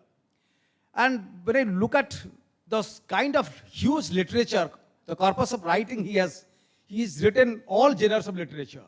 And that provides a brilliant entry point for students of history and social sciences in general to understand the life and times of Dr. Mahtab. Dr. Mahtab is one of the most, I would say, neglected veterans of freedom struggle, which Professor Das and Professor Mahanti were saying. We need to look at that aspect very well. But only one thing what fascinated me about Dr. Mahtab was his novels. And for me, two things, two autobiographies. One is Sadhanar Pathe, written in 2 volumes. And the other one is Arab Sagarur Chilika, which is a small book depicting his political engagement between 1956 to 60, that is the time. And both of them very authentically depict certain aspects of Odishan history which we need to reconstruct. But what is more interesting for me, that social history is a neglected aspect of Odishan historiography. And as students, and we do not have a very strong tradition of writing social history. And if one looks at the novels, he has written around 7 novels in Odia.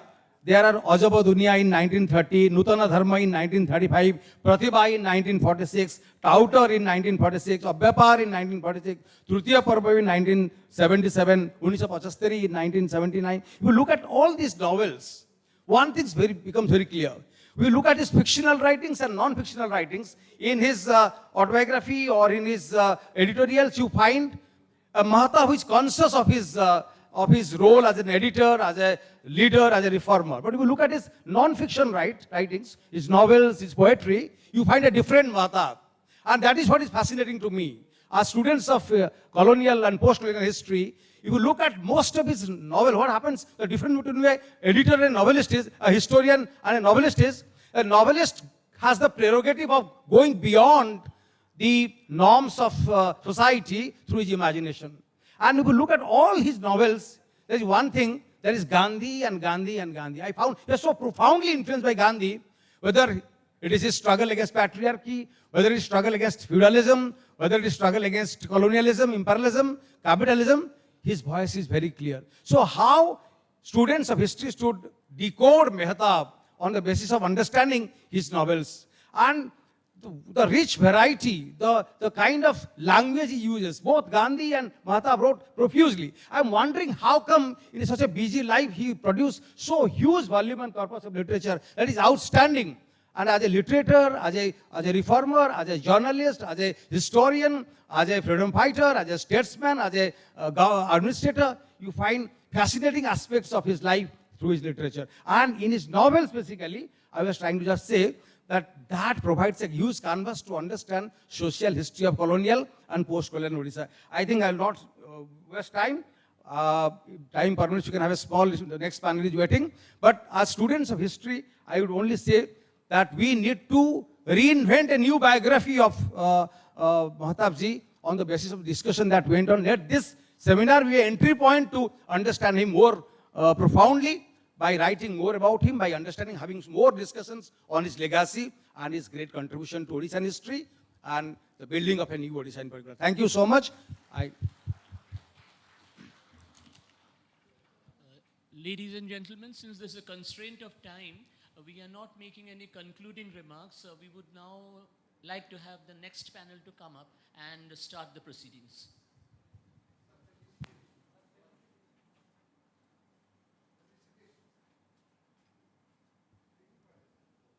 Sir, we need only 2 minutes for a small felicitation. I would like to invite Kharavada Mahanti sir. Sir, Taluku.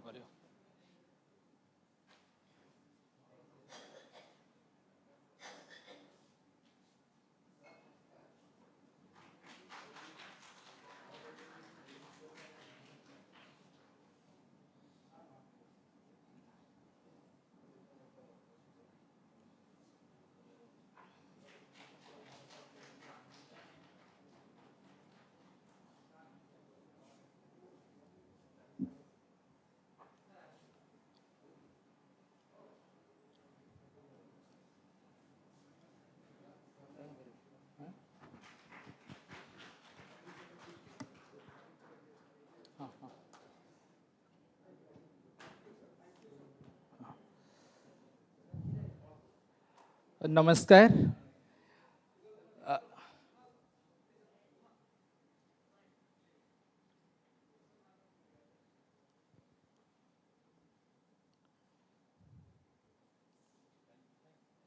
Namaskar, ladies and gentlemen. Now we are moving towards next session.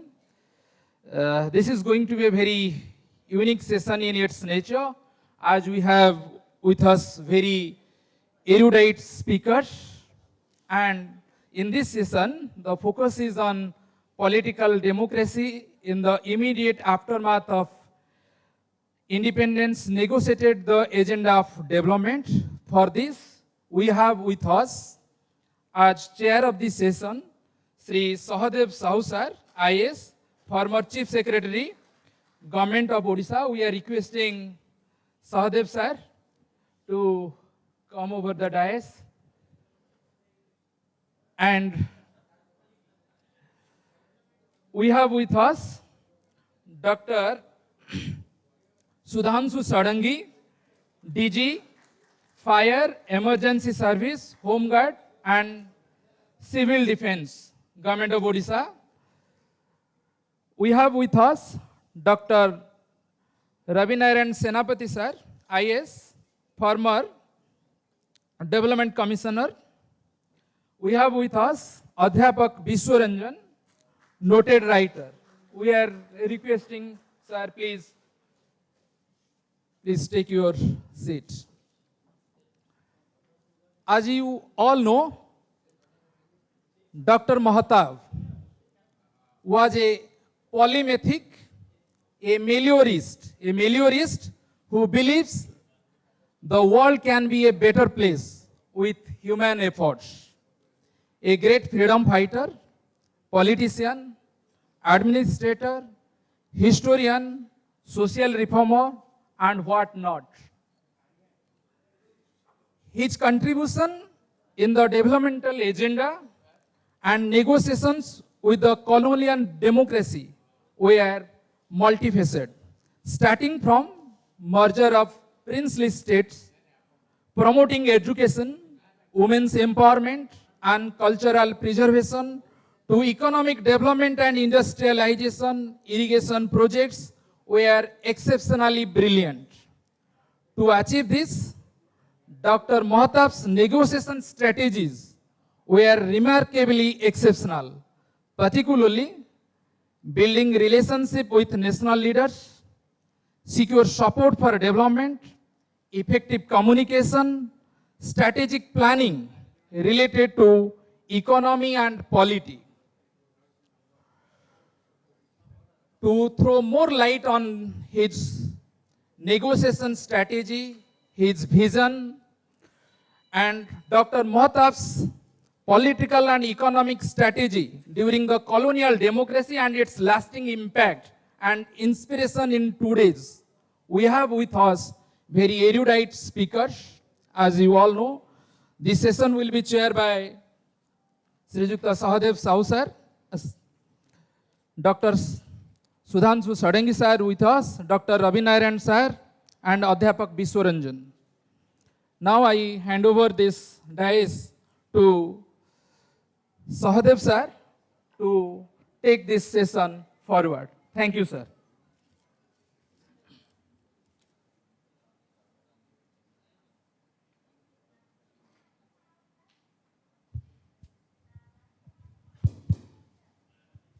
ଯେତେବେଳେ 12ଟା ବାଜିଯାଏ ସବୁ ଅଫିସରଙ୍କୁ ଡକାଯାଏ କାମ କରିବା ପାଇଁ।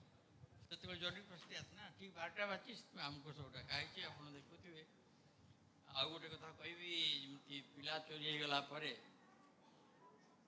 Police ଧରିଲା ପରେ ତାଙ୍କୁ ବାହାବା ଦିଆଯାଏ, ସେମିତି ଧରିକି ଯେଉଁ ପିଲାକୁ ଆଣନ୍ତି, ମୁଁ ସେମିତି ଧରା ହେଇକି ଆସିଛି, କାରଣ ମୁଁ ତ ନଥିଲି ଏତେ ତାରିଖରେ।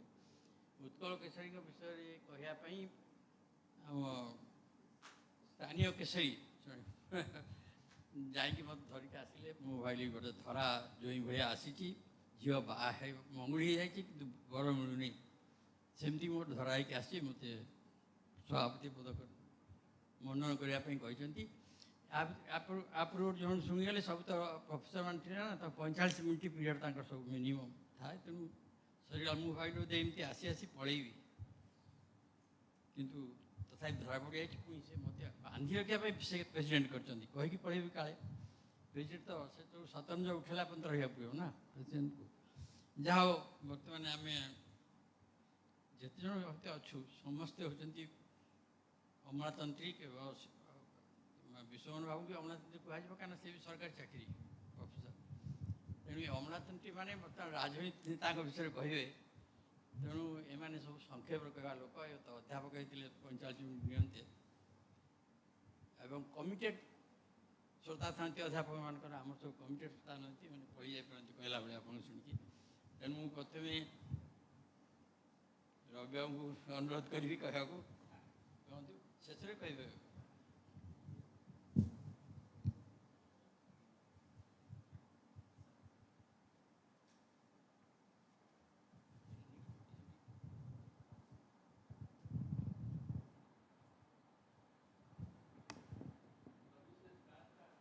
हाँ हाँ, एटा भी यूज कर लो। बस बस।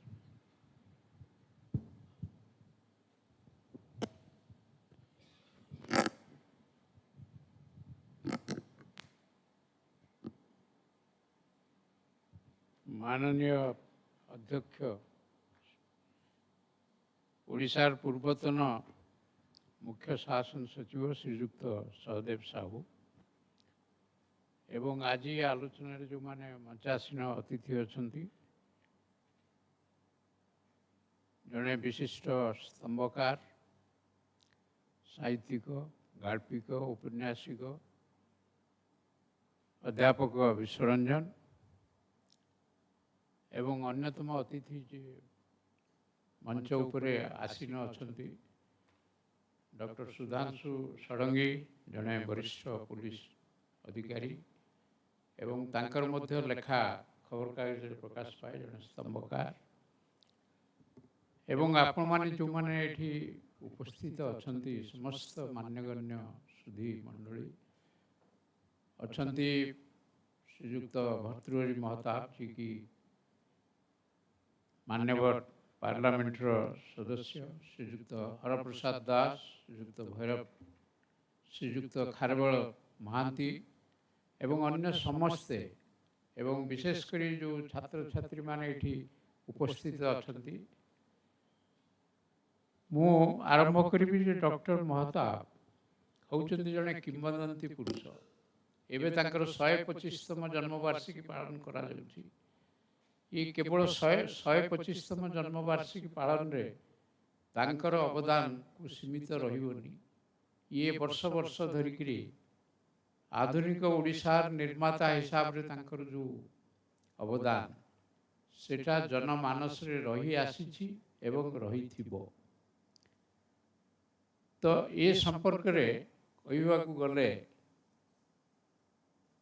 मझे मझे मुझे इंग्राजी टिके व्यवहार करी एवं ओडिया मध्य रहिबो ता भितरे प्रथम कथा हला जे doctor Mahtab was a bright star statesman.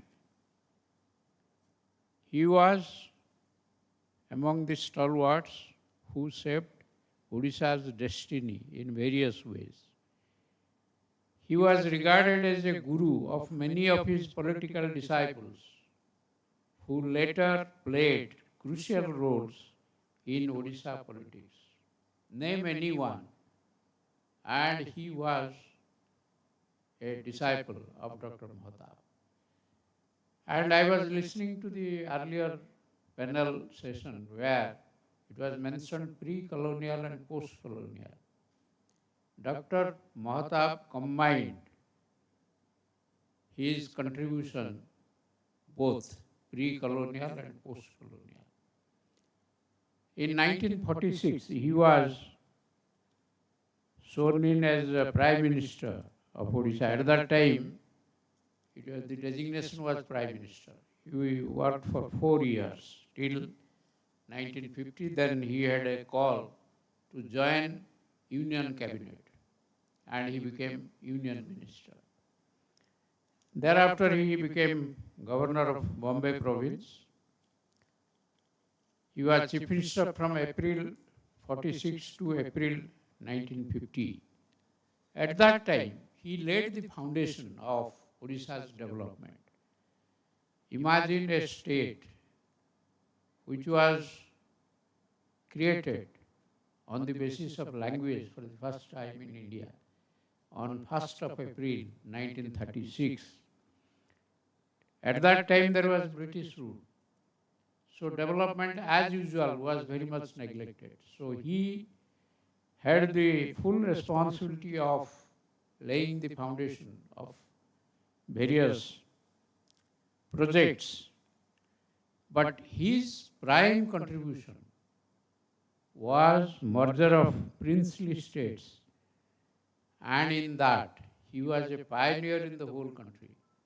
Whatever he did, later on it was followed by Sardar Vallabhbhai Patel, who was Deputy Prime Minister and Home Minister. So in that way, Dr. Mahtab showed the path for the entire nation. And here I would like to quote that foreword which was beginning of the end, where Sardar Vallabhbhai Patel had mentioned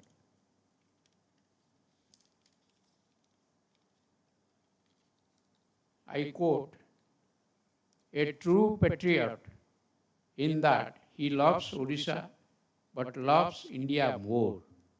A practical statesman and a born leader of men, Mahtab has carved out for himself a name which will live in Odisha's history. I unquote. There is another book while serving my nation, 1950 to 56, that there also he has described many incidents which were a part of his life and career. Now, if you analyze the contribution of Dr. Mahtab, as I mentioned, the prime contribution was merger of princely states as a pioneer in the country.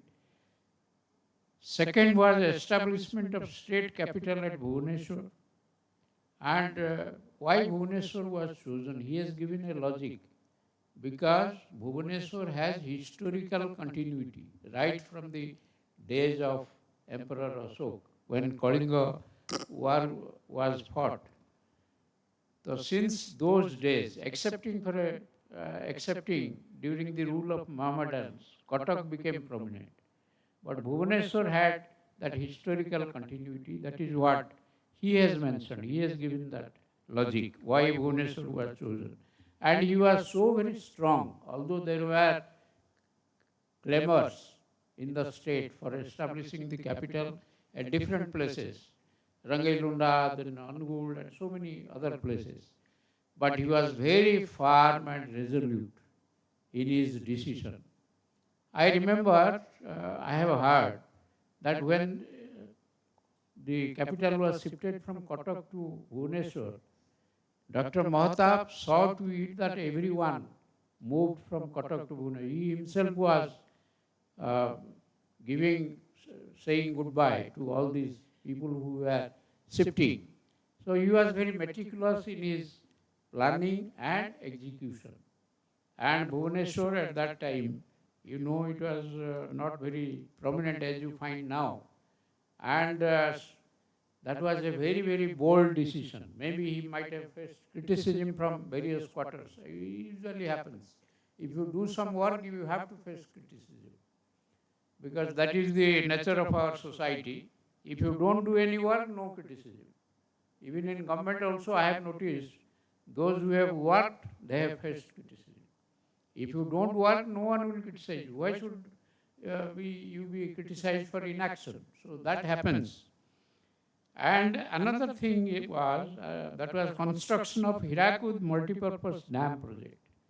He has mentioned, while he was jailed in Ahmednagar jail, at that time it appeared in the newspaper that there will be a multipurpose river valley project, that is Damodar River in West Bengal. He has mentioned in his book. So at that time the idea struck him that, and he wrote to his younger brother to find out Thakur Bapa at that time, who was in Odisha, because Thakur Bapa was expert. So when he became the Prime Minister of Odisha at that time, so Hirakud Dam project was established. It is multi-purpose, like irrigation, then power generation, and flood control. Flood control was the major objective, all the irrigation, and irrigation also next, then power generation. So that was actually, he was a visionary. Had it not been done during that time, it would have been really difficult, because I was Secretary Water Resource in the government of Odisha. I know when you talk of a big dam, people will immediately start agitation. But during those days, he had faced criticism also for Hirakud Dam. But still then, he was a leader who doesn't bother, because the question is how to go ahead with your goal. That is more important than anything else. Development of infrastructure, all those, at that time that was a priority with him. Next is promotion of educational institutions. Various colleges were established with his direct or indirect patronage. I remember I am an alumni of Bhadrak College. Bhadrak College was started in the year 1948, and it did have the blessings of Dr. Mahtab, along with some local organizers who had mobilized their effort and funds and all those things. Similarly, various other colleges were also established. It's not Bhadrak College alone.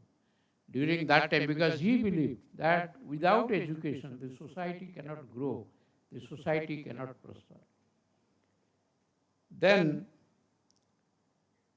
he proved himself as an eminent historian by writing History of Odisha. That was done when he was jailed in Ahmednagar. At that time, he utilized his time in writing the history of Odisha. And he paved the way for more and more historians to come up.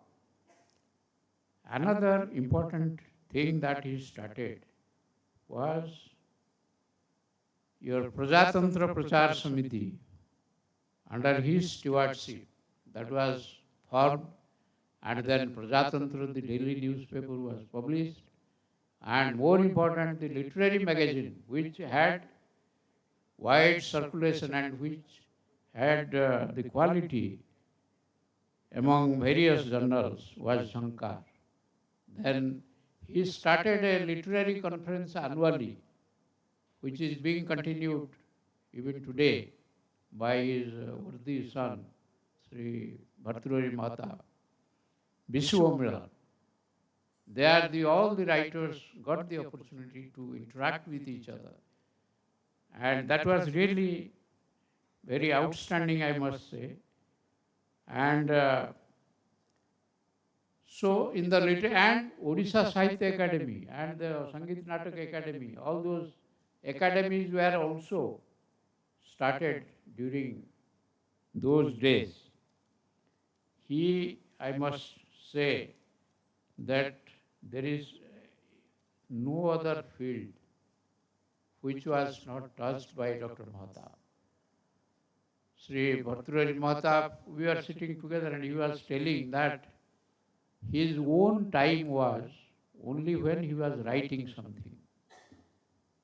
Otherwise, the entire rest of the time was devoted to listening to the grievances of the people all over the state. That was his reputation. And with this, I would like to conclude that Dr. Harekrushna Mahtab is a great stalwart under whose stewardship Odisha was progressing, and it is also progressing now. But he laid the foundation of many sectoral programs which are still continuing now. I thank the organizers for inviting me to say a few words. One thing I just forgot, I'll just mention in 1 minute, that is Gaam Majlis.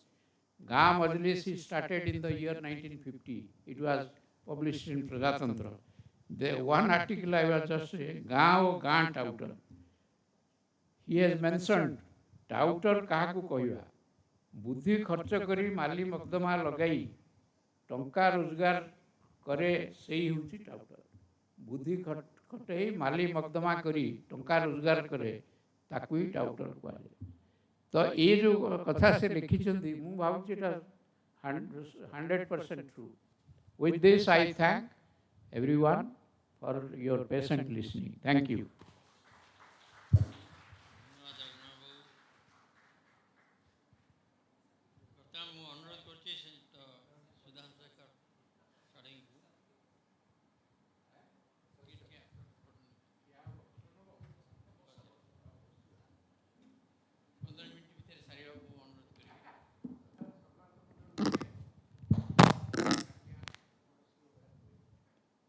Mr. Chairman, sir, fellow panelists, friends, it's an honor to be asked to deliver this brief note on possibly one of the greatest statesmen that Odisha has ever produced.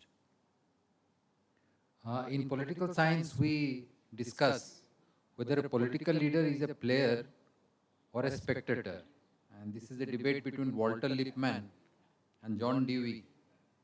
So Lippmann's argument was that what a politician does is so complex that actually ordinary people cannot really understand.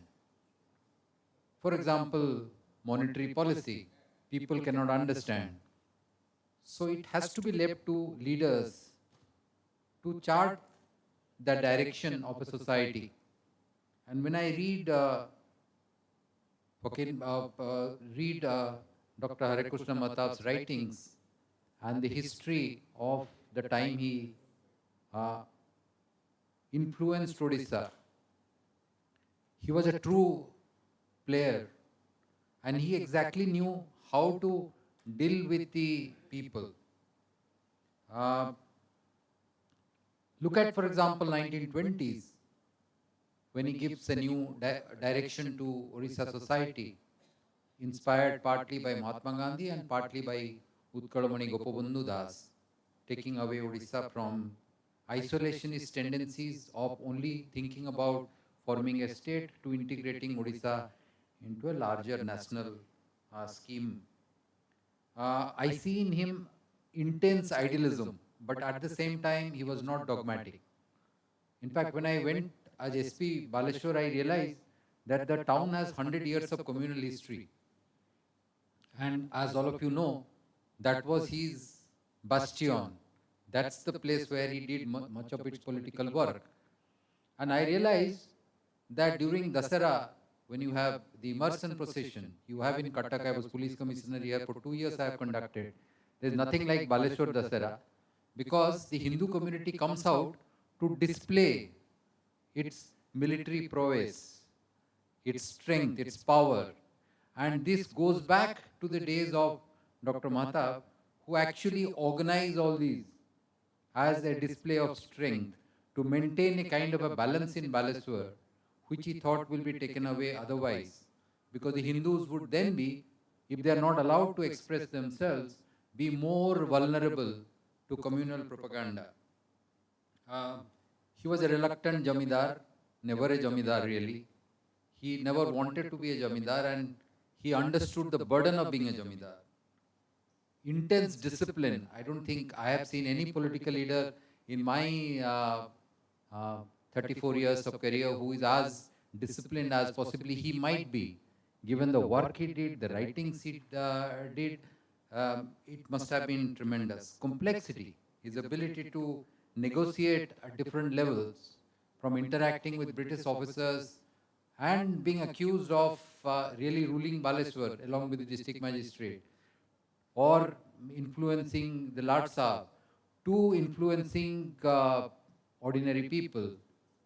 That was kind of his ability to negotiate, discuss with state level leaders, national level leaders, Westerners.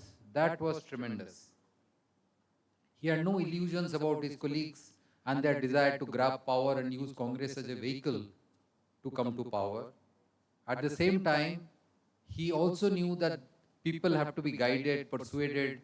They will otherwise be passive, they will not take interest. So working with the people and that activism, that sense of sacrifice, all that came out when he actually, post-independence or just before independence, had the opportunity to think about Odisha's development. The third quality that impresses me most about Dr. Mahtab is the level of sophistication. I just can't imagine someone who studied in Agarpada, then to Bhadrak, then comes to Ravenshaw. But the level of sophistication in his writing, in his understanding of research methodology, particularly in writing history, that is tremendous. Not really taught in a Western university, but at par with Western methodological standards. And that is tremendous. He must be extremely gifted to stand firm against so many negative forces and yet a resolve to study, to sacrifice, to be disciplined, to work with people in a complex way, in a sophisticated way. And that is why I consider him one of the greatest statesmen that Odisha has ever produced. that is when he became, was in a position to influence decision making, when he imagined Hirakud or the capital. All those qualities is what I see in his writings even post coming to power. We have three problems with power. The first is that good people are not coming to hold power. The risks are tremendous to be in politics. But this is a generation that really produced gifted people coming to power. So when I look at politics as a student, I do not look at who is in politics, but who is missing from politics. We were privileged that Dr. Mahtab was not missing from politics or from leadership of Odisha. The second problem is, it is easy for a good man to enter politics and for a day to be successful. But for a prolonged period of success, you tend to deviate. You tend to make compromises of your integrity, of your commitment to society. Because suppose you are a good officer, that's fine, you can be given a posting. But to continue there, you have to compromise. And after a while, you realize that a good person who joins politics, after a while, just to survive and succeed, might have turned bad. So this is the second dilemma. And the third problem is making sure that people support that kind of a leader, who is a visionary, who has quality, who is really an intellectual. So getting him into politics, not deviating from his path, and making sure that people support him in electoral politics, in organizational work, in fight against untouchability, in propagating khadi, in propagating a new religion, in giving up his sacred thread, and yet persisting with Hinduism and its various tenets, taking values of Hinduism into his own work. He was a tremendous personality, and the sophistication with which he has gone about his work, it just impresses me. I don't think I see any other comparable Odisha political leader who has shown that kind of sophistication. I would, as promised, I would keep my comments brief, because there are so many. So I can take time, but I would not waste. Just briefly, a couple of points where I find we need to do much more. One is that if you look at that generation of people who wrote in newspapers as journalists, and their ability to impact society, whether they were in politics or outside politics, because often we only, when we consider the work of a leader, we consider the phase he was in power. But what impresses me about Dr. Mahtab is, even when he was not in power, he used his writings so effectively. I mean, whoever was in power could not have ignored what Dr. Mahtab wrote in Gaam Majlis. It was kind of, he was deciding, he was a kind of a pollster for anyone in politics, irrespective of party. I mean, that is quite impressive, because you can influence policies or decision making or events as an active politician, as someone who is in power, you are chief minister, so you say something, people are bound to listen. But even when he was not in power, he had tremendous influence on Odisha society for nearly 50 to 70 years. And that is something that I find extremely impressive. I don't think we really have that kind of writers anymore. Sorry, sir. I mean, I include you also. We are not able to influence decision making, and that's the basic reason why I do not write it very much. I remember you calling me up, why have you stopped writing? The reason is they are really not making much of an impact, because society has changed. Newspapers are no longer the preferred medium. In fact, I started thinking about writing a book which should be titled After Odisha. And if I have to write after Odisha, then before Odisha comes Dr. Mahtab. And after Odisha are guys like me, who are really not well versed with the depth of Odisha society and its foundations, its work. So that is quite impressive. I'm so happy that I have been invited. I hope the deliberations in this conference will lead to, as one of the panelists in the session before was commenting, into some kind of a publication. And we need to really rewrite history of that period, because every generation has a right to rewrite its past. Like we say all the time jokingly, that what is the latest about 15th century? So we should be able to say what is the latest about Dr. Mahtab. Not what has already been written, but what is the new thing that we are going to write. And that newness should start right now and today. Thank you so much.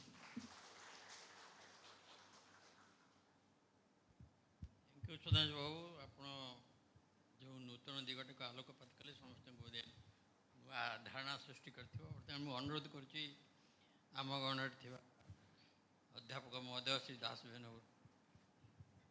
टे कि academic कि bureaucratic कथा कहे मिसेकी जो कि भल गुण गुड़िक आप आगे थोबे। धन्यवाद।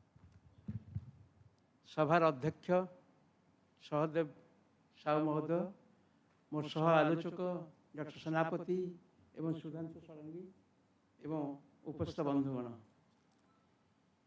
ये जो कार्यक्रम प्रकृत में मोर थिला अन्य एक अधिवेशन जो महताब को अवदान सांबादिकता किंतु मु अनुपस्थित रहा कहवा मत जहाँ खुशी कर्तृपक्ष मैंने मत ये सेसन ये सेसन जो मैंने थे बहुत आसी ना मु खुशी जे मत से एडजस्ट कर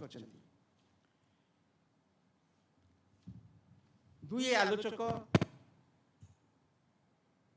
से दृष्टिकोण विशेषकर सुधांशु षडंगी एक अन्य दृष्टिकोण से रविनारायण सेनापति पुनरावृत्ति नकरी how he was a reluctant zamindar, how he had no illusion about his colleagues who wanted to grab power, एवं how he was a political player who was not dogmatic एवं विभिन्न विषय आलोचना कर मत कहुला ये समृद्ध ओडिशा विकसित ओडिशा रूपकार भाव में महताब भूमिका 2036 आम विकसित ओडिशार स्वप्न देखु किंतु विकसित ओडिशार अंतरात्मा जदि कही था मुझे विकसित ओडिशार अंतरात्मा होती डॉक्टर हरेकृष्ण महताब।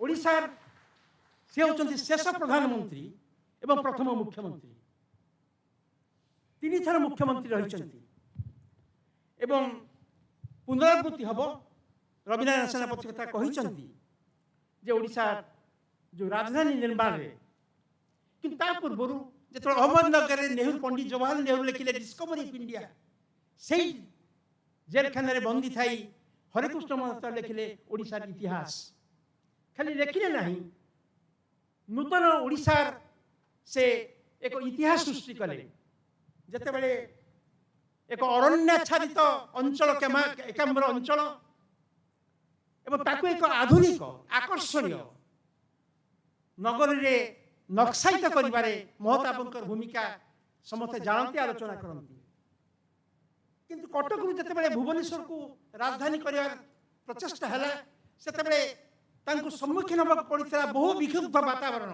बहु प्रतिवाद, बहु प्रतिरोध, किंतु कटकवासी कटाक्ष कई चाहूले कटक तुलसीपुर, कई चाहूले पुरी रंगेलुंडा खोर्धा, किंतु कटक और भुवनेश्वर यही दुई सहर मध्य प्रकृत में एकमात्र सचल और संजोगर से हरेकृष्ण महताब जीवन शेष पर्यंत।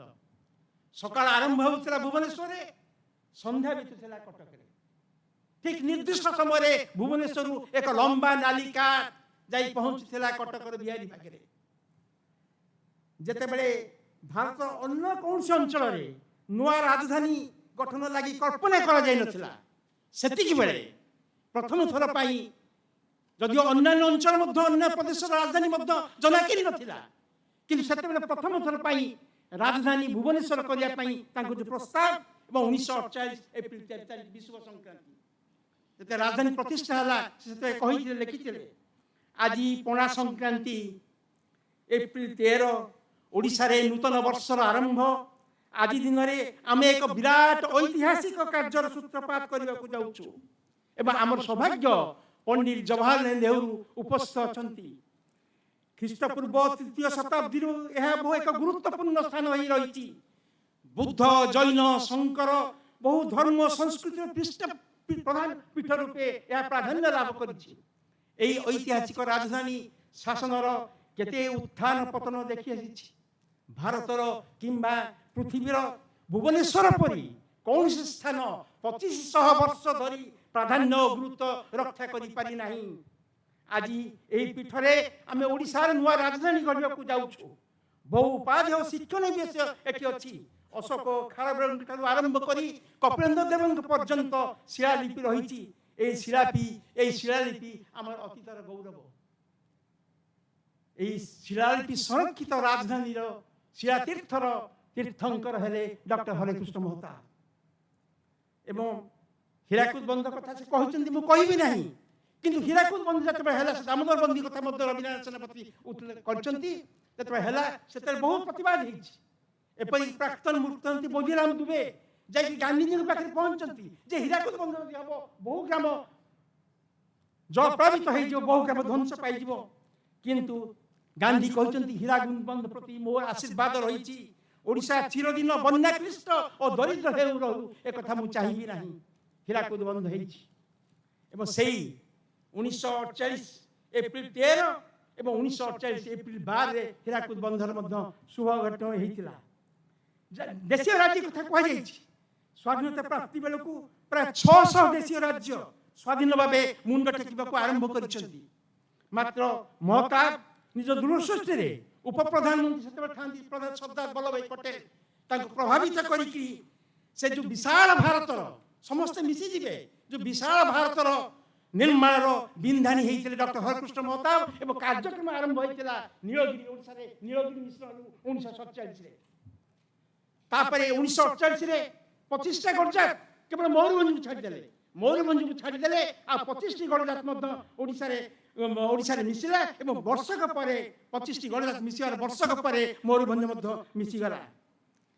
ଓଡ଼ିଶାର ଗଡ଼ଜାତ ମିଶ୍ରଣ ସମଗ୍ର ଭାରତର ଦେଶୀୟ ରାଜ୍ୟ ମିଶ୍ରଣ ପାଇଁ ପଥ ପ୍ରଦର୍ଶକ ହେଇଥିଲା। ରବିନାରାୟଣ ତାଙ୍କର ଉଦ୍ଧାର କରିଛନ୍ତି ପଟେଲଙ୍କର।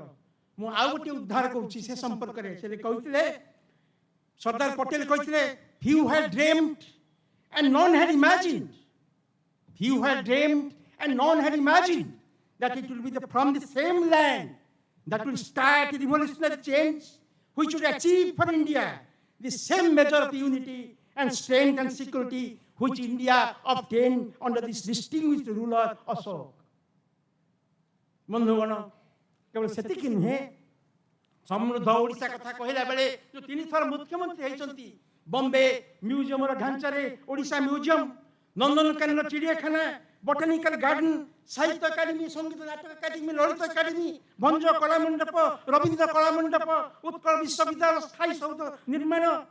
ଏବଂ ସେଇ 1948 ଯେ 13 ଏପ୍ରିଲ ଯେତେବେଳେ ହେଲା, ବିଦ୍ୟାଧରପୁର ଠାରେ କେନ୍ଦ୍ରୀୟ ଧାନ ଗବେଷଣା ପ୍ରତିଷ୍ଠାନ, ଓଡ଼ିଶା ହାଇକୋର୍ଟ ପ୍ରତିଷ୍ଠାନ ଏବଂ ବିଧାନସଭାରେ ଓଡ଼ିଶା ଜମିଦାର ବିଲ୍ ଉଚ୍ଛେଦ, ଖଲିକୋଟରେ ଆର୍ଟ କଲେଜ, କଳା ବିଦ୍ୟାଳୟ, କଳା ମହାବିଦ୍ୟାଳୟ, କଟକ ଇଞ୍ଜିନିୟର ସ୍କୁଲର ସମ୍ପ୍ରସାରଣ, ଭୁବନେଶ୍ୱରରେ କୃଷି କଲେଜ, ବ୍ରହ୍ମପୁର ଝାରସୁଗୁଡ଼ାରେ ଇଞ୍ଜିନିୟରିଂ କଲେଜ, ଯୋଡ଼ା ରାୟଗଡ଼ାରେ ଫେରୋମ୍ୟାଙ୍ଗନିଜ କାରଖାନା, ଶିଳ୍ପ ବିକାଶ ପାଇଁ ଅର୍ଥ କର୍ପୋରେସନ, କଟକରେ କଳାବାସୀ ବିକାଶ କେନ୍ଦ୍ର ଏବଂ ପୁରୀରେ ଯେଉଁ ବର୍ତ୍ତମାନ ସଂସ୍କୃତ ବିଶ୍ୱବିଦ୍ୟାଳୟ ହେଲା, ତାର ବହୁ ପୂର୍ବରୁ ସେ ଗୋଟେ ସଂସ୍କୃତ ବିଦ୍ମାନଙ୍କର କହିଥିଲେ ଯେ ବାରାଣସୀରେ ଯେମିତି ସଂସ୍କୃତ ବିଶ୍ୱବିଦ୍ୟାଳୟ ଅଛି, ପୁରୀରେ ମଧ୍ୟ ହଉ, ଯାହା ସଫଳ ହେଇଥିଲା 1980ରେ।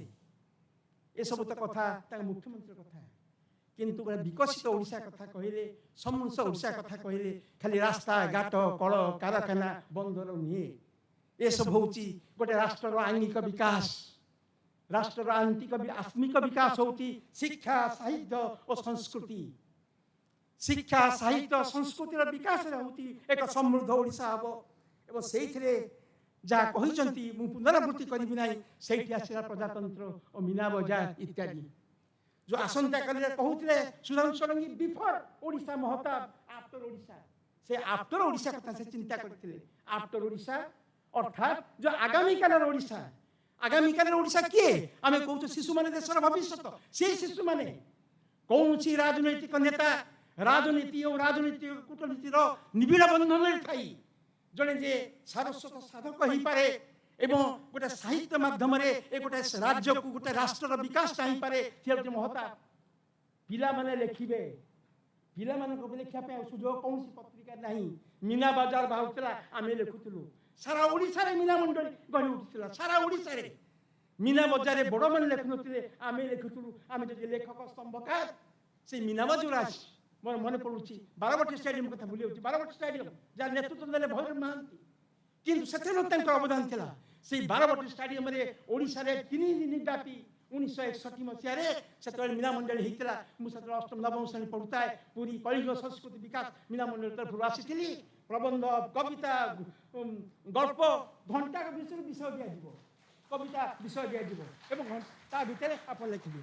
मन पड़ू व्यंग कहे बेंगुली मन पड़ू कविता लिखते व्यंग कहे बेंगुली सौभाग्य कविता प्रबंध वक्तृता प्रथम होती मोर विचार विभूत मिश्र एवं सबु शासन हरेकृष्ण महताब रुले कलिंग संस्कृति विकास नाटक अभिनव देखुले तेणु गोटे नुआ ओडिशा सृष्टि करने जो अवदान यहाँ कौन से राजनीतिक नेता से कल्पना कर जो कविता कहले जो जर्नालिज्म कथा कहले स्तंभ रचना कथा गाँ मजलिस हर भाई लिखुं सुधांशु बेले लिखती मुझे लिखुची किंतु हर भाई जो विचार स्तर एत बौद्धिक तांकर ज्ञानर परिसीमा से सरल हो पारती ना कि होगा चाहती ना किंतु महताब गाँ मजलिस से कहते मो पाठ केवल विश्वविद्यालय कॉलेज अध्यापक छात्र मैंने पढ़े ना मो पाठ पढ़े गाँ गाँ गंडार रोकवा जो मैंने कॉलेज जाना विश्वविद्यालय जाना किंतु आम राजनीतिक जीवन में सामाजिक जीवन में अर्थनैतिक क्षेत्र में कौन हो बुझा चाहती तेणु बहु तत्व को सरल भाव में बुझे गाँ मजलिस कौन से तुलन ना से चाहूले गोटे नूतन जागरण गांधी कथा कहते गांधी गांधी गांधी गांधी चाहूले संवाद पत्र 3टी गांधी जो आने स्वाधीनता संग्राम तार मूल सांबादिकता हरिजन यंग इंडिया से कहते संवाद पत्र 3टी मुख्य उद्देश्य जनमतर सठिक अध्ययन सरकार और जनसाधारण मध्य जोगसूत्र स्थापन एवं जहाँ घटुची ता परिवेशन करी जनमत जागरण से जनमत जागरण भूमिका थिला से गोटे कथा शुणे 1948 मसीहा जुलाई झंकार गोटे सतर्कवाणी शुणे क्या हर भाई आम मान शुणे कौन शुणे राजनीति एवं भोट सर्वस्व हो पड़ी भोट भिक्षु राजनेता भूली जाउछंती राजनीतिर साधारण नीति नियम आदर्श साहित्यिक माने मध्य जदि भय मोह और अन्यान्य प्रलोभन भितर निजर अस्तित्व और अस्मिता जो अस्मिता अस्मिता अस्मिता चलुची मु जाए ना किए मु कहे अस्मितार बौणी सस्मिता को जानी मु अस्मिता को जाए ना तेणु से जो साहित्यिक मैंने जदि भय मोह और नाना प्रलोभन भितर निजर अस्तित्व अस्मिता हजई बसंती तेबे समाजर किए बे मार्गदर्शक a direct challenge to us we the so called intellectuals writers and professors एवं गोटे राजनेता चैलेंज दौची तुम लेख लेख प्रश्न कर प्रतिवाद कर प्रतिक्रिया प्रकाश कर जदि नीरवता हो जाए आम निरापत्ता पाई निरापत्ता आम कि कहबू ना मशा कामुड़ा खाई खाई नयन तो गली माछी की मो बोली कहबू ना सी कहते माछी की मो बोली कह मशा कामुड़ा खाई चुपचाप बसी जाओ ना एवं शेष मुझे कहबी माधर मानसिंह जो माटी बाणी कविता संकलन उत्सर्ग कर हरेकृष्ण महताब लिखिंट मान्यवर श्रीजुक्त हरेकृष्ण महताब करने को जो मूर्तिका उर्वर राजपुत्र हो दियो स्वेद जल कवि शुणाइब से ही माटी बाणी तुम्हें तार श्रेष्ठ सेवाकारी जानी से ही मात्र हरि पारे देश व्यथा चिन्हिचे जे माटी बुझे माटी कथा माधव मानसिंह कहते जे माटी कथा बुझी से माटीर व्यथा ही दूर कर आफ्टर ओडिशा कथा चिंता करते आसंता काली पत्रिकार प्रथम वर्ष प्रथम संख्या प्रथम पृष्ठारे हरेकृष्ण महताब लिखिते आसंता काल कथा टिके आसंता कालटी जदि न था तेबे जीवन की दुखमय न था बहु आशा घेनी आज दिन को जाउछि ପୂର୍ବାହ୍ନ ମଧ୍ୟାହ୍ନ ପୁଣି ଚାହୁଁ ଚାହୁଁ ଅପରାହ୍ନ ତାପରେ ସନ୍ଧ୍ୟା ପୁଣି ରାତି ରହିଗଲା ସମସ୍ତ ଆଶା ରହିଗଲା ବାକି ସମସ୍ତ କାମ ହୋଇପାରେ ଆଳସ୍ୟ ହେତୁ ହୋଇପାରେ ଦୀର୍ଘ ଶତ୍ରୁତା ହେତୁ କିନ୍ତୁ କାମ ତ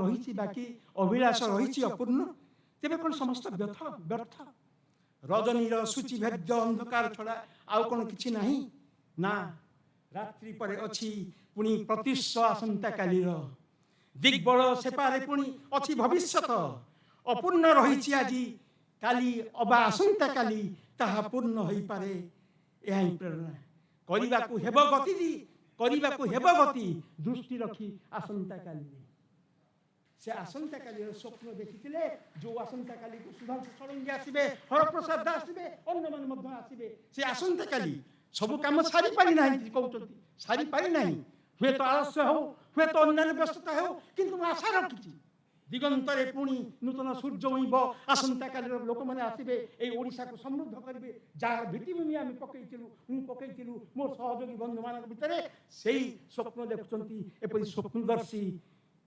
ରାଜନେତା କେବଳ ରାଜନେତା ନୁହନ୍ତି ଆମ ଜନନେତା ଆମ ସମସ୍ତଙ୍କର ପ୍ରିୟ ମହତାବ ସେ ହେଉଛନ୍ତି ପ୍ରକୃତରେ ଆମେ ଯେଉଁ ବିକଶିତ ଓଡ଼ିଶାର ସ୍ୱପ୍ନ ଦେଖୁଛୁ ସେଇ ବିକଶିତ ଓଡ଼ିଶାର ଅନ୍ତରାତ୍ମା ଆତ୍ମାର କେବେ ମୃତ୍ୟୁ ନାହିଁ ସେ ଆତ୍ମା ଆମକୁ ଦିଗ୍ଦର୍ଶନ ଦେଉଛି ପ୍ରେରଣାର ପ୍ରତୀକ ପ୍ରତ୍ୟୟର ପ୍ରତୀକ ଏକ ପ୍ରତିଶ୍ରୁତିର ପ୍ରତୀକ ହେଇକିରି ସେ ଆମକୁ ବାଟ ଦେଖାଉଛନ୍ତି ଏବଂ ସେଇ ବାଟ ଆମେ ଚାଲିବା କି ନ ଚାଲିବା ତା ଆମ ଉପରେ ନିର୍ଭର କରେ ଧନ୍ୟବାଦ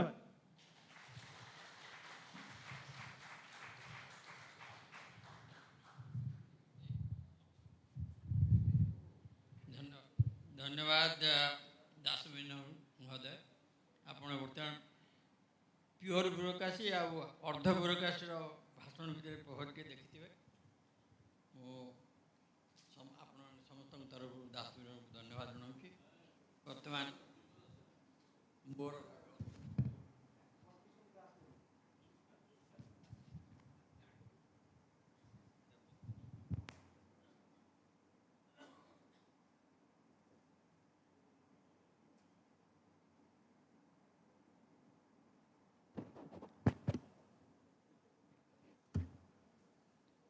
मोर अनुज माने अनुज कहूँ बोधे अन्य तो ग्रांड चिल्ड्रेन भाई देखा समस्त मोर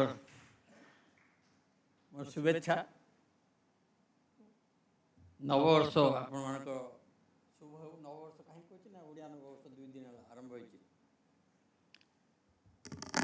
आपण मैंने अन्य मान शुणिले मोर टे भिन्न शुणे कहीं मु उत्कल केशरी बारे विषय कहवाई मत एठिकार विक्रम केशरी जाकि डाकी आनले मत जबरदस्त धरी आनले मुझे कहती धराबर भाई मुझे आसबार नाला तेणु मु कहीं एगुड़ाक जो विषय साहित्यिक मैंने कहती कि प्रोफेसर मैंने कहती न कही मु अंगेली बाइथा कथा कहि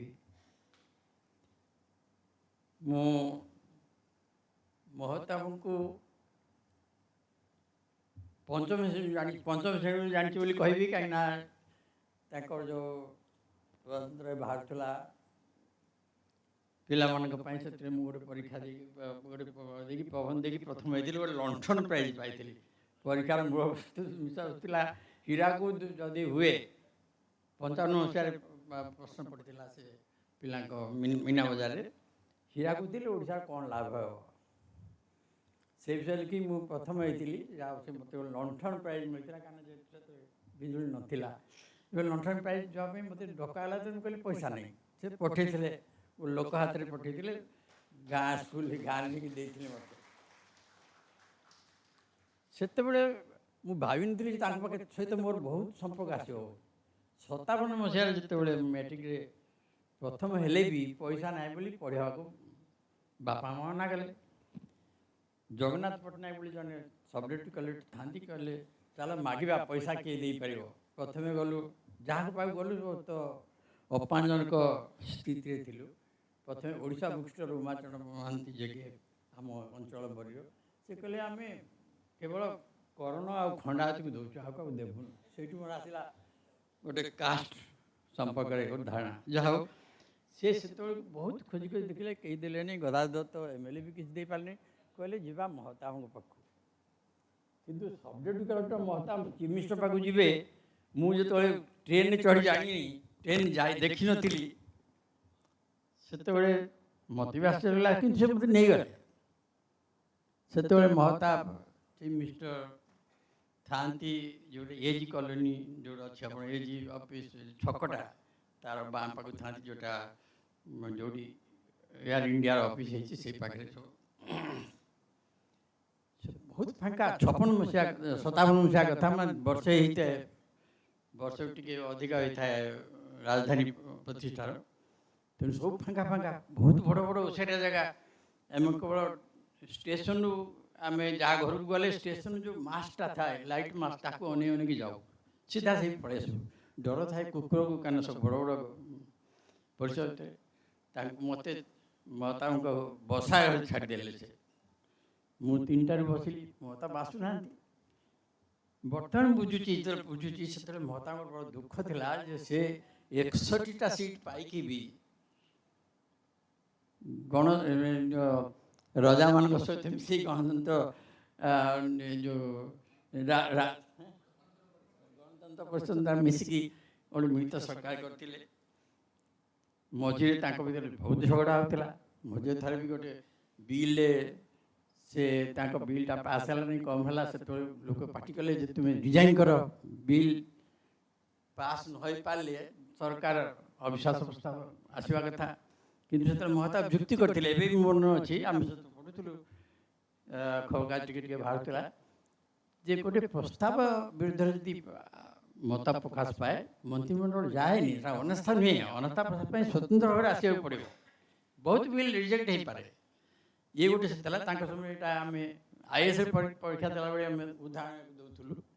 ଆଉ ଗୋଟେ ଉଦାହରଣ ତାଙ୍କ ସବୁ ଘଟିଥିଲା ଯେ ଯେଉଁମାନେ ସବୁ ଜାତୀୟ ଦଳର ଅଙ୍ଗ ନୁହନ୍ତି ସେମାନଙ୍କୁ ସବୁ ଭିନ୍ନ ବୋଲି ଧରାଯାଉଥିଲା। ସେ କିନ୍ତୁ ମିଳାମିଶା କରିକି ଗଣତନ୍ତ୍ର ପରିଷଦ ସାଙ୍ଗରେ ମିଳାମିଶା କରିକି ଦିଲ୍ଲୀ ଯାଇକି ବୁଝେଇବାର ଲାଗିଲେ ଯେ ଆମେ ତାଙ୍କ ସାଙ୍ଗେ ରହିବୁ। କିନ୍ତୁ ସେତେବେଳେ କଂଗ୍ରେସ ବହୁତ ରଜାମାନଙ୍କ ବିରୁଦ୍ଧରେ ଥିଲା, ତେଣୁ ସେ ଗଣତନ୍ତ୍ର ସାଙ୍ଗେ ମିଶନି ବୋଲି କହୁଥିଲେ। କିନ୍ତୁ ଆଙ୍କର ସେତେବେଳେ ରାଜନୀତି ବର୍ତ୍ତମାନ ମୋ ଦୃଷ୍ଟିରୁ ଦେଖୁଛି, ସେତେବେଳେ ତ ଛୁଆ ହିସାବରେ ବୁଝିପାରୁନଥିଲି, କିନ୍ତୁ ସେ ତାଙ୍କୁ ମିଶେଇକି ରଖିବାର ଯେଉଁ ତରିକା ଉପାୟ କାଢ଼ିବା ପାଇଁ ବିଜୁ ପଟ୍ଟନାୟକ ପଠେଇଲେ ଦିଲ୍ଲୀକୁ। ସେତେବେଳେ ଖବର ହେଉଥିଲା, ସେ କଂଗ୍ରେସ ରାଜି ହେଲେ ଯେ ହଁ ଗଣତନ୍ତ୍ର ପରିଷଦ ସାଙ୍ଗରେ ମିଳିତ ସରକାର କରିପାର। ଯା ମୁଁ କାହିଁକି ଯାଇଥିଲି ନା, ମୁଁ ଯାଇଥିଲି ମୋର ପଇସା ନାହିଁ, ଯଦି ପଢ଼ିବି ସ୍କଲାରସିପ୍ ପାଉଥିଲି ମାତ୍ର 15 ଟଙ୍କା ମାସକୁ, ଇଏ ତ ତାଠୁ ବେଶୀ ପଡ଼ୁଥିଲା। ମୁଁ କେମିତି ପଢ଼ିବି କେମିତି? ବାପା କହିଲେ ଯଦି ଇଚ୍ଛା ଅଛି ପଢ଼, ପଇସା ମୁଁ ଦେଇପାରିବିନି, କେଉଁଠି ପଢ଼ିବି? ତେଣୁ ଯେତେବେଳେ ମହତାବଙ୍କ ପାଖକୁ ଆସିଲି, ସେତେବେଳେ ଏବେ ବୁଝୁଛି ମହତାବ ସେତେବେଳେ ଏକାଧିକ ଦେଲେନି ପଇସା। ପ୍ରଥମ ଦିନ କହିଲେ ମୁଁ ଜାଣିବି କେମିତି ସ୍ୱଦେଶ ବୋଲି, ଜାଣିବା ଦରକାର ଟିକେ। ତାପରେ ସେ ଖୁଣ୍ଟିଆ ତାଙ୍କର ଯେ ପ୍ରାଇଭେଟ୍ ସେଠି ଥାନ୍ତି, ସେ କହିଲେ ଆଜି ଟିକେ ବ୍ୟସ୍ତ ଅଛନ୍ତି, କାରଣ ସିଆଡ଼େ ତ ଅବିଶ୍ୱାସ ପ୍ରସ୍ତାବ, ବିଭିନ୍ନ ରାଜନୈତିକ ସମସ୍ୟା ଆସୁଛି, ତୁମେ ଆଜି ପଳା। ମୁଁ କହିଲି ଯିବି କେମିତି? ଯିବା ପାଇଁ ପଇସା ବି ନାହିଁ। ତେଣୁ ସେ ଖୁଣ୍ଟିଆ ଯାଇକି ମହତାବଙ୍କୁ କହିଲେ ସାର୍ ସେ ଫେରିବ, ପିଲାଟା ଘରକୁ ଯିବ କେମିତି? ସେଠୁ କହିଲେ କେତେ ପଇସା ଦେଇ ଖର୍ଚ୍ଚ କରିକି ଆସିଛ? ମୁଁ କହିଲି ଟଙ୍କେ 50 ପଇସା ଖର୍ଚ୍ଚ ହେଇଛି, କାରଣ ସେତେବେଳେ ଯାଜପୁର ରୋଡ଼ରୁ ଆମ ଡୋଲିପୁର ବେଳକୁ ଆଉଥିଲେ। ଆମେ କଟକ ଆସିବାକୁ 6 ପଇସା ପଡ଼ିଥିଲା ବୋଲି ଗୀତ ଗାଆନ୍ତି, ଯା ଡୋଲିପୁର 6 ପଇସା, ଯେଉଁ ଗାଡ଼ି ଯେଉଁ ଶବ୍ଦ କରେ ନା, ତା ସେ ମିଶେଇକି କହୁଥିଲେ। ଏମିତି ହିସାବ କରି କହିଲି ଯିବା ଆସିବା ଖାଇବା ଖର୍ଚ୍ଚ ମିଶିକି 1.5 ଟଙ୍କା ହେଲା। ସେ 1.5 ଟଙ୍କା ମୋତେ ଦେଲେ। ମୁଁ କହିଲି ସାର୍ ଏତିକି କେମିତି ହେବ? ପୁଣି ଆସିବି ଯେ ଆଉ 10 ଟଙ୍କା କହିଲା। ଆଚ୍ଛା ତାକୁ ଖୁଣ୍ଟିଆ କହିଦେଲି, କହିଲା ଆଉ 3 ଟଙ୍କା କେତେ ଦେଇଦିଅ। ମୁଁ କହିଲି ସାର୍ କେବେ ଆସିବି? ତୁମେ 7 ଦିନ ପରେ ଆସ। ତାପରେ ଖୁଣ୍ଟିଆ ମୋତେ ବୁଝେଇଲେ, କାନପାରେ କହିଲେ ଟିକେ ସନ୍ଦେହ ହେଉଛି, ତୁମେ ସହଦେବ ଆଉ କିଏ ହେଇଥିବ, ତେଣୁ ତୁମେ 7 ଦିନ ପରେ ଦେବେ, ଯାଅ ଆସ। ମୁଁ 7 ଦିନ ପରେ ଗଲି। ସେତେବେଳେ ଆପଣ ରାତିରେ ରହିଲି, ରାତି ଯାକ ରହିଲି। ଟ୍ରେନ୍ ତ ବହୁତ କମ୍ ଚାଲୁଥାଏ ନା, କୁକୁର ଭୁକୁଛି, ଚାରିଆଡ଼େ ଲାଇଟ୍ ନାହିଁ, କିଛି ନାହିଁ, ଅନ୍ଧାର, ଖାଲି ଷ୍ଟେସନର ଲାଇଟ୍କୁ ଦେଖିକି ଚାଲି ଚାଲି ପଳେଇବୁ ଷ୍ଟେସନକୁ। ଏଇ ଛକରୁ କିଛି ଘର ନଥିଲା। ତାପରେ ଆଉ ଥରେ ଗଲା ବେଳକୁ ସେ ମୋତେ କହିଲି କେତେ ଦରକାର? ମୁଁ କହିଲି 6 ମାସ ପରେ ସ୍କଲାରସିପ୍ ମିଳୁଛି, ସ୍କଲାରସିପ୍ ତ ମିଳୁନି ଆଗରୁ, 6 ମାସ ଚଳିବା ପାଇଁ ମୋତେ ଦେବେ, ହିସାବ କରି କୁହ। ମୁଁ ହିସାବ କରି କହିଲି 127 ଟଙ୍କା କେତେ ପଇସା ହେଲା। ତାକୁ ପଇସା ତ ନଥିଲା, ଅଣା ଥିଲା। ସେ ସେତିକି ଟଙ୍କା ଠିକ୍ ଦେଲେ। ମୂଳ ଦେଲେ। ତାପରେ ମୁଁ ପଢ଼ା ଆରମ୍ଭ କଲି। ଯଦି ନ ପଢ଼ିଥାନ୍ତି କ'ଣ ହେଇଥାନ୍ତି ଆଜି ଦାଦନ କରିଥାନ୍ତି କେଉଁଠି? ଆଉ 84 ବର୍ଷ ହେଇଥାନ୍ତା କି 48 ବର୍ଷରେ ମରିଥାନ୍ତିନି, ଦାଦନ କୋଠି କ'ଣ ଥାନ୍ତି? ତେଣୁ ମୁଁ ମୋ ଜୀବନଟା ତାଙ୍କ ଯୋଗୁଁ ପାଇଛି ବୋଲି ଭାବୁଛି। ତାପରେ ଇଣ୍ଟରମିଡ଼ିଏଟ୍ ପଢ଼ାପଢ଼ି ହେଲା। ସେ ବୋଧେ ଲକ୍ଷ୍ୟ କରୁଥିଲେ ଯେ ତୃତୀୟ ବାର୍ଷିକ ଜଏଣ୍ଟ ସେକ୍ରେଟାରୀ ହେଲି ଇଲେକ୍ସନରେ, ଗୋଟେ ଖବର ଆସିଲା ତାଙ୍କ ଅଫିସ, ମହତାବଙ୍କୁ ଦେଖା କର। ତା ଆଗରୁ ଖବର ବହୁତ ଆସୁଥିଲା ଯେ ଯଦି ଇଲେକ୍ସନ ଜିତିଛି ଏ କାହିଁ ପଲିଟିସିଆନ ବସିବ। ସାରଙ୍ଗେନ୍ଦ୍ର ଦାସଙ୍କ ଉଦାହରଣ ଦେଇକି ମୋତେ ମହତାବ କହିଲେ ଏ ସାରଙ୍ଗେନ୍ଦ୍ର ଦାସ କ'ଣ କହୁଛି ପିଏସ୍ପି ତୁମକୁ ନେବ ବୋଲି। ମୁଁ କହିଲି ପିଏସ୍ପି ମୋର ଇଚ୍ଛା ନାହିଁ, ମୁଁ ପାଠ ପଢ଼ିବି, ଯିବିନି, ଛାତ୍ର ନେତା ହେଇଯାଉ ଆଜିଠୁ। ମୁଁ କହିଲି ସାର୍ ଛାଡ଼ି ଦିଅନ୍ତୁ, ମୁଁ ପଢ଼ିବି। ଆଉ ମୋତେ ଜୋର କଲେନି, କିନ୍ତୁ କହିଲେ ଚଳିବ କେମିତି, ତ ପାଠ ପଢ଼ା କେମିତି ଚଳିବ, ଏ 25 ଟଙ୍କା ସ୍କଲାରସିପ୍ ମିଳୁଛି କେମିତି ଚଳିବ ଥାର୍ଡ଼ ଇୟର୍ରେ। ସେ କହିଲେ ମୁଁ ଗୋଟେ ସେକେଣ୍ଡ ସ୍କଲାରସିପ୍ କରିଦେବି, ଚିଫ୍ ମିନିଷ୍ଟର ତାଙ୍କର। ତାପରେ ମୁଁ କିଛି ସମୟ ଭାବିଲି, କହିଲି ସାର୍ ଯଦି ମୋତେ ପଛରେ ଧରନ୍ତି 2ଟା ସ୍କଲାରସିପ୍ ପାଇଛି ବୋଲି, ଡିଟେଲସମେଣ୍ଟ ଆସିବ, ପଇସା କୋଉଠି ଆସିବ, ମୁଁ ତ ବନ୍ଦୀ ହେଇଯିବି। କହିଲି ସତ ତ, ତାହେଲେ ତ ସେ କୋଟି ସ୍କଲାରସିପ୍ ଚାଲିଥାଉ। ଇ ତ ହେଲା ସେଇ ସମୟ ଦେଖା।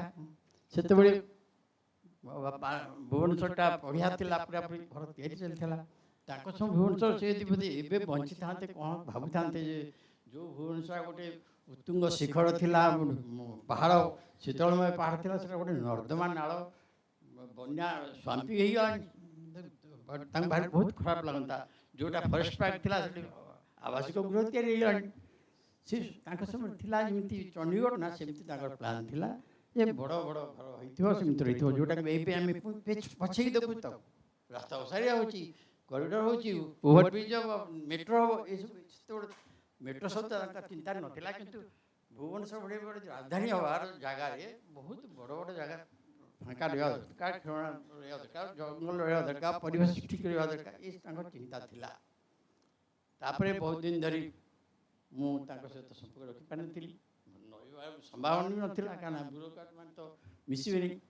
ପୁଣି ମିଶିଲି ଯେତେବେଳେ RDC ହେଲି ସମ୍ବଲପୁର, ସେତେବେଳକୁ ସେ ଗଭର୍ଣ୍ଣର ପୁଣି ହେଇସାରି, ତ ମୁଁ RDC ଥିଲି ସମ୍ବଲପୁରରେ 81-84 ପର୍ଯ୍ୟନ୍ତ।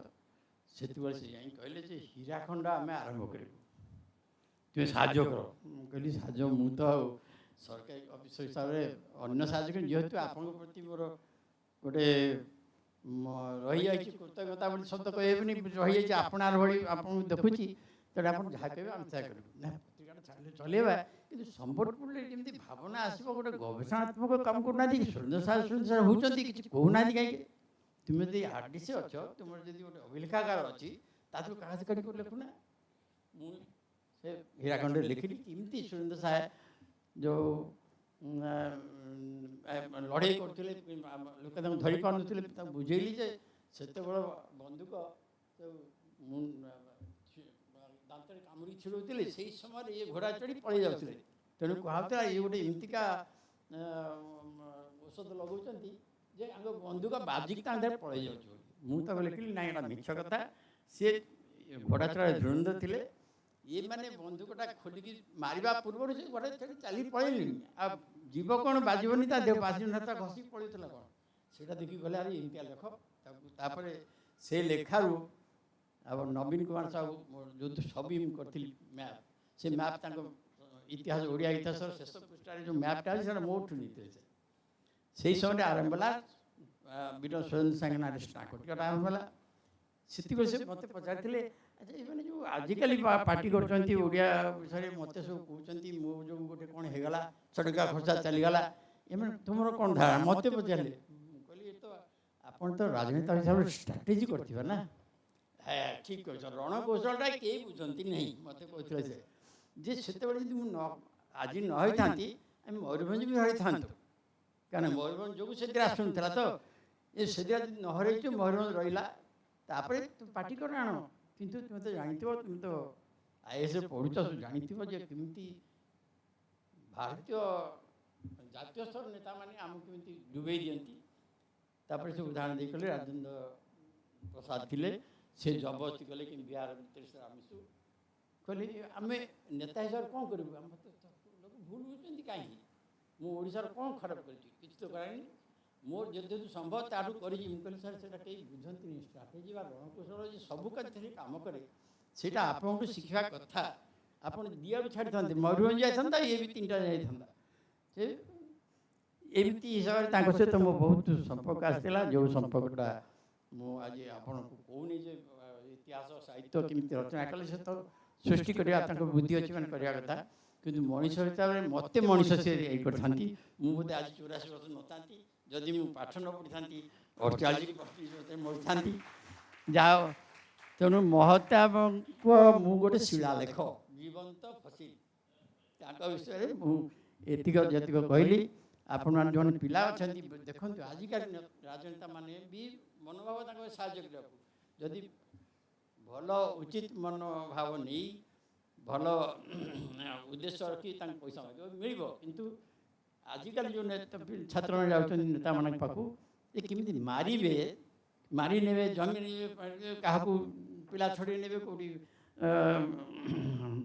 ଛିନତାଇ ଫିନତାଇ ସବୁ କରିବେ ଏବଂ ରାଜନେତାଙ୍କ ନାଁରେ ଉତୁରି ଯିବେ ପୁଲିସ ତାଙ୍କୁ ଧରିବନି ଏମିତି ଅବସ୍ଥା ହେଇଛି ଯେଉଁଟାକି ମୁଁ ଏଇ ମୋର ଯେଉଁ ଜୀବନର ଯେଉଁ ପ୍ରତିଛବି ଆପଣଙ୍କୁ ଜଣେଇଲି ତାକୁ ଜଣେଇଲି ଜଣେ ଭଲ ରାଜନେତା କେମିତି ହୋଇପାରନ୍ତି ତାକୁ ଯଦି କେହି ବିଶ୍ୱାସ କରିବାକୁ ଚାହେଁ ତାହେଲେ ମହତାବଙ୍କ ଜୀବନକୁ ଦେଖିବା କଥା ସେ କେମିତି ମୋ ଭଳିଆ ଆଉ କେତେ ପିଲାଙ୍କୁ ସାହାଯ୍ୟ କରିଥିବେ ମୁଁ ତ ଏତେ ହିସାବ ରଖିନି କିନ୍ତୁ ମଣିଷ କରି ଗଢ଼ିବାରେ ସେ ଜଣେ କୁଶଳୀ କାରିଗର ଥିଲେ ତାଙ୍କ ଲେଖାରେ ସିନା ଓଡ଼ିଶା ବିଷୟରେ ଆପଣ ଜାଣୁଛନ୍ତି କିନ୍ତୁ ମନୋଭାବ ବହୁତ ବଡ଼ ଥିଲା ଯେମିତି ଯେଉଁଟାକୁ ଆଜି ଆମେ ଭାବୁଛେ ଭୁବନେଶ୍ୱର କେମିତି ବଡ଼ କରିବା ସେତେବେଳେ ସେ ଭାବିଥିଲେ ସେତେବେଳେ ଭାବିଥିଲେ ଯଦି ଆମେ ବର୍ତ୍ତମାନ ସଡ଼େକା ଖର୍ଚ୍ଚ ସାରିଦେବା ପରେ ଲୋକ ପାଟି କରି ଆଣିପାରନ୍ତି ଯେଉଁଟାକି ଆମେ ଆଜି ପର୍ଯ୍ୟନ୍ତ ଆଣିପାରୁନୁ କାରଣ ପାଟି ନାହିଁ ଆମ ଦୋଷ ଥିଲା ଯେ ଆମର ଯେଉଁ ରାଜନୀତି ଥିଲା ସେଟା ପଶ୍ଚିମବଙ୍ଗର ରାଜନୀତି ତଳେ ଥିଲା ବଙ୍ଗୀୟମାନେ ଆଗେଇ ଥିଲେ ଆମେ ତାଙ୍କ ଅଧିକ ତାଙ୍କ ତଳେ କାମ କରୁଥିଲୁ ତାଙ୍କୁ ଖୁସି କରିବା ପାଇଁ ନେତାମାନେ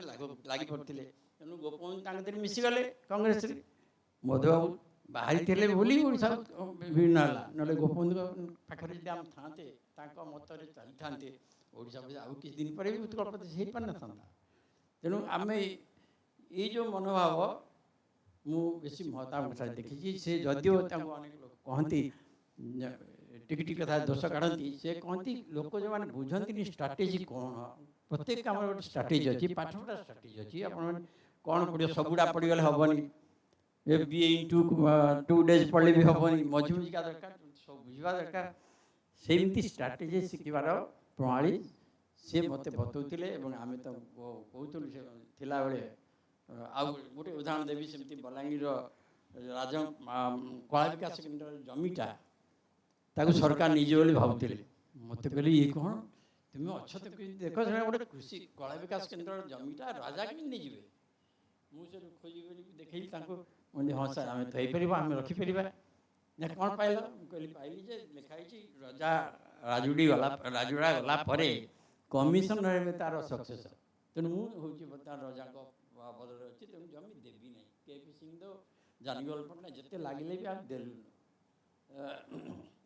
ତାପରେ ସେଇଟା ରହିଗଲା ସେଇଟା ତାଙ୍କଠୁ ମୁଁ ଶିଖିଥିଲି 1982 ମସିହାରେ ଯେମିତି ଲଢ଼େଇ କରି ତ ରଖ ନହେଲେ ସେ ଯେମିତି ରଜାମାନଙ୍କ ନାଁରେ ଯାହା କିଛି ଥିଲା ସବୁ ରଜାମାନେ ନେଇଯିବେ ବହୁତ କଥା କହିହେବ ଦେଖିବାର ତେଣୁ ମୁଁ ଏତିକି ମୋର ଆଜି ଯେଉଁମାନେ ଅଡ଼ିଏନ୍ସ ଅଛନ୍ତି ତାଙ୍କ ଭିତରେ ଅଧିକାଂଶ ଷ୍ଟୁଡେଣ୍ଟ ଅଛନ୍ତି ସେମାନଙ୍କୁ ଏତିକି କହିବାର ମୋର ଉଦ୍ଦେଶ୍ୟ ହେଉଛି ମହତାବଙ୍କ ଜୀବନ ଚରିତ୍ରରୁ ଶିଖ କେମିତି ଭଲ ଭଲ ରାଜନେତାମାନେ ତୁମର ସାହାଯ୍ୟ କରିପାରିବେ ଏବଂ ତୁମ ଭିତରୁ ଯେଉଁମାନେ ଭଲ ରାଜନେତା ହେବ ମହତାବଙ୍କ ଆଦର୍ଶରେ ଅନୁପ୍ରାଣିତ ହୁଅ ତେଣୁ ମୁଁ ଆଉ ଥରେ ଯେଉଁ ଉତ୍କଳ ଗୋସ୍ୱାମୀଙ୍କ ପାଇଁ ଯେଉଁ ଡାକିବାକୁ ଯାଇଥିଲି ବିକ୍ରମ ଗୋସ୍ୱାମୀଙ୍କୁ ତାଙ୍କୁ ମୁଁ ଧନ୍ୟବାଦ ଜଣାଉଛି ନହେଲେ ମୋତେ ଆସିନଥାନ୍ତି କିନ୍ତୁ ଗୋଟିଏ କଥା ସୂଚନା ଅନୁସୂଚନା ହିସାବରେ କହିବି ଆମ ବ୍ୟୁରୋକ୍ରାଟମାନଙ୍କୁ ସମସ୍ତେ ଭାବନ୍ତି ଏମାନେ ସବୁ ଯେମିତି ଗୋଟେ ଉପରଠାଡ଼ିଆ ଲୋକ ଗୁଡ଼ାକ କିନ୍ତୁ ସାରାଂଶରେ କମ୍ କଥାରେ ଏମାନେ କହନ୍ତି ଯେଉଁଗୁଡ଼ାକ ବହୁତ ବର୍ଣ୍ଣନା କରିବା ସ୍ଥଳରେ କ୍ଲାସ୍କୁ 45 ମିନିଟ୍ ଧରି କହନ୍ତି ଏମାନେ 5 ମିନିଟ୍ କହିପାରନ୍ତି ତେଣୁ ଭାବିବନି ଆମେ ଯାହା କହୁଛୁ ଯେ ଆମେ ଗୋଟେ ଫୁଲେଇକି ଉତ୍ପନ୍ନ ଫେଣେଇ କଥା କହିବାକୁ ଆମକୁ ବେଶୀ ଭଲ ଲାଗେନି ତେଣୁ ଯେଉଁ ପିଲାମାନେ ପାଠ ପଢ଼ୁଛ ଯଦି କିଛି ଶିଖିବାକୁ ଚାହଁ ଉତ୍କଳ କେଶରୀ ମହତାବଙ୍କ ଜୀବନରୁ ସେଇଟା ହେଉଛି ନିଷ୍ଠାର ସହିତ କାମ କର ଏବଂ ଷ୍ଟ୍ରାଟେଜି ତିଆରି କର, କ'ଣ କଲେ କ'ଣ ବେଶୀ ଫଳ ପାଇବ। ଯେମିତି କହିଲି ଯେ ଓଡ଼ିଶା ଗଠନରେ ତାଙ୍କ ଷ୍ଟ୍ରାଟେଜି ଥିଲା, ଭୁବନେଶ୍ୱର ଗଠନରେ ଷ୍ଟ୍ରାଟେଜି ଥିଲା, ତାଙ୍କୁ ପରବର୍ତ୍ତୀ କାଳ ମୁଖ୍ୟମନ୍ତ୍ରୀମାନେ ନଷ୍ଟ କରିଦେଲେ। ସେମିତି ଷ୍ଟ୍ରାଟେଜିର ମୂଳ କାରଣ ହେଉଛି ତୁମେ କେଉଁଟା ପ୍ରାୟ ଅଧିକାର ଦେଉଛ, କେଉଁଟା ଆଗେ ତୁମର ଦରକାର, କେଉଁଟା ଦେଶ ପାଇଁ ଭବିଷ୍ୟତରେ କାମ ଦେବ, ସେଗୁଡ଼ିକ କର। ଅନ୍ୟମାନଙ୍କୁ ଯଦି କେହି ତା ବିରୁଦ୍ଧରେ ଯାଉଛନ୍ତି ତାଙ୍କୁ ବେଖାତିରି କର, ସବୁବେଳେ ଏକାଗ୍ରତା ରଖ, ଯେଉଁଟା ଲକ୍ଷ୍ୟ ରଖିଛ ସେଇ ଦିଗରେ ଆଗେଇ ଯାଅ। ଏଇଟା ମହତାବଙ୍କ ସହିତ ମୋର ଯେତେ ଦିନ ସମ୍ପର୍କ ରହିଥିଲା ମୁଁ ଶିଖିଛି। ଏବଂ ସେ ଥିଲା ଯେପର୍ଯ୍ୟନ୍ତ ଓଡ଼ିଶା ଉତ୍କଳ ପ୍ରଦେଶ ଥିବ, ଆଉ ତ 1936ରୁ 1936 ପୁଣି 100 ବର୍ଷ ପାଳନ କରୁଥିବା ସ୍ଥିତିରେ ପୁଣି ମନେ ପକାଇବା କେମିତି ଓଡ଼ିଶା ଉତ୍କଳ ପ୍ରଦେଶ ଗଠନର ପ୍ରଥମ କେଇ ବର୍ଷ ପାଇଁ ଲୋକେ ଓଡ଼ିଆକୁ ଭୁଲିଗଲେ। ପୁଣି ମହତାବ ଆସିଲା ପରେ ପୁଣି ଓଡ଼ିଆ ଆସିଲା ପରେ ତାକୁ କିଛି ଦିନ ଜାଣିଗଲେ ନାଇଁ ଓଡ଼ିଆ ସରକାରୀ ଭାଷା କରିକି କହିଲେ, କିନ୍ତୁ କାମରେ କଲେନି। ଏବେ ଅସ୍ମିତା ନାଁରେ ଗୋଟେ ଓଡ଼ିଆ ଚାଲିଛି। ଏ ସବୁର ମୂଳରେ ମହତାବ ଥିଲେ। ସେ ପ୍ରଥମେ ଆରମ୍ଭ କରିଥିଲେ ଯେ ଏଗୁଡ଼ାକ ଓଡ଼ିଆକୁ ବିଚ୍ଛିନ୍ନ ଅଞ୍ଚଳରେ ଓଡ଼ିଆ ଚାଲୁ କରାଯାଉ, ଆମ ଲୋକମାନେ ତାଙ୍କ ଭିତରେ ପ୍ରଚାର କରନ୍ତୁ।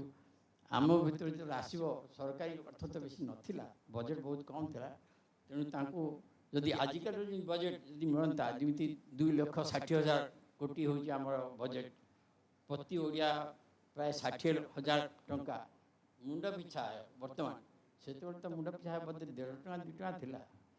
ତେଣୁ ସେ ବଜେଟ୍ କମ୍ ଥିଲା, କିଛି କାମ ହେଉନଥିଲା। ଆଜି ଯଦି ଥାଆନ୍ତି ମହତାବ, ବୋଧେ ଏ ଯେଉଁ ଭାବୁଛନ୍ତି ନା ଏବେ କରିବୁ, ମେଟ୍ରୋ କରିବୁ, ଆମ କରିବୁ, ସେ ତ କେଉଁଦିନ ହେଇଯାଆନ୍ତାନି। କାରଣ ଏତେ ଟଙ୍କା ତାଙ୍କୁ ସେ ଦେଖିପାରିନାହାନ୍ତି ତାଙ୍କ ସମୟରେ। ରାଜନୀତିର ପ୍ରଭାବ ଯେମିତି ପଡ଼ିବା କଥା ପଇସା ଥିଲେ ସେତିକି ପ୍ରଭାବ ପଡ଼ିପାରୁନଥିଲା। ତେଣୁ ତାଙ୍କୁ ମନେ ପକାଇବା ଭିତରେ ମୋର ବେଶୀ ଏ ଅନୁଶୋଚନଟା ରହିଛି ଯେ ସେ ଆଉ କିଛି ଦିନ ବଞ୍ଚିଥିଲେ, ଯଦି ରାଜନୀତିରେ ସକ୍ଷମ ପୁରାପୁରି ହସ୍ତକ୍ଷେପ କରିଥାନ୍ତେ, ବୋଧେ ଓଡ଼ିଶା ଆଉ ବହୁତ ଶୀଘ୍ର ଆଗେଇ ଯାଇଥାନ୍ତା। ପ୍ରଥମ ଯେଉଁ ଜାଣିଗୋପାଳ ପଟ୍ଟନାୟକ ସମୟରେ ଯେଉଁ 20 ବର୍ଷରେ ଓଡ଼ିଶା ପ୍ରଥମେ ବଳକା ରାଜ୍ୟରୁ ଶେଷରେ ନିଅଣ୍ଟିଆ ରାଜ୍ୟରେ ପରିଣତ ହେଲା 1969 ବେଳକୁ, ସେଇଟା ଓଲଟି ଯାଇଥାନ୍ତା ଯଦି ସେ ଥାନ୍ତେ। ମୁଁ ଖାଲି ଏତିକି ଆପଣଙ୍କୁ ଅନୁରୋଧ କରିବି ଯେ ତାଙ୍କ ଜୀବନୀ ବିଷୟରେ ଅନୁଧ୍ୟାନ କଲାବେଳେ ଦେଖନ୍ତୁ ସେ କେମିତିକା ଲୋକ ଥିଲେ, କ'ଣ କରିଥିଲେ। ସେ ତ ହେଉଛି ତାଙ୍କ କାମର ଫଳ, ତାଙ୍କ କ୍ରିୟାକର୍ମ କରିବାର ଯେଉଁ କୌଶଳ ତାର ଫଳ।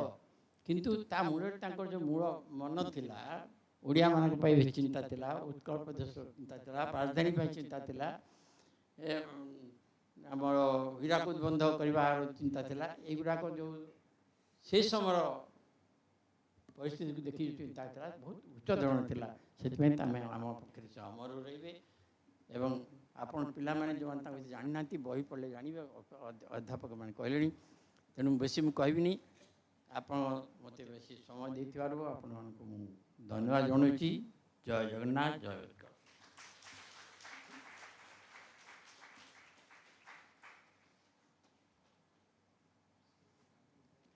ଶ୍ରୀଯୁକ୍ତ ସହଦେବ ସାହୁ ଅନିଚ୍ଛୁକ ସଭାପତି ଥିଲେ, କିନ୍ତୁ ନିଜର ଅନିଚ୍ଛା ସତ୍ତ୍ୱେ ସେ ଯେଭଳି ସୁଚାରୁ ଢଙ୍ଗରେ ସଭା ପରିଚାଳନା କଲେ।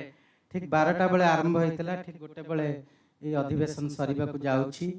ତେଣୁ ମୁଁ ଅଧ୍ୟକ୍ଷ ଶ୍ରୀଯୁକ୍ତ ସହଦେବ ସାହୁ ଅନ୍ୟ ସମସ୍ତ ବକ୍ତାମାନଙ୍କୁ ଆନ୍ତରିକ ଧନ୍ୟବାଦ ଜଣାଉଛି। ଏବଂ ମୁଁ ଅନୁରୋଧ କରିବି ଆମର ମାନ୍ୟବର ସାଂସଦ ଶ୍ରୀଯୁକ୍ତ ଭର୍ତ୍ତୃହରି ମହତାବକୁ ସିଏ ଅଧ୍ୟକ୍ଷ ବକ୍ତାମାନଙ୍କୁ ସମ୍ବର୍ଦ୍ଧିତ କରିବେ। ଏବଂ ସବୁ ଏହାପରେ ଆମର ମଧ୍ୟାହ୍ନ ଭୋଜନ ହେବ। ସାର୍ ତଳକୁ ପଳେଇ ଓକେ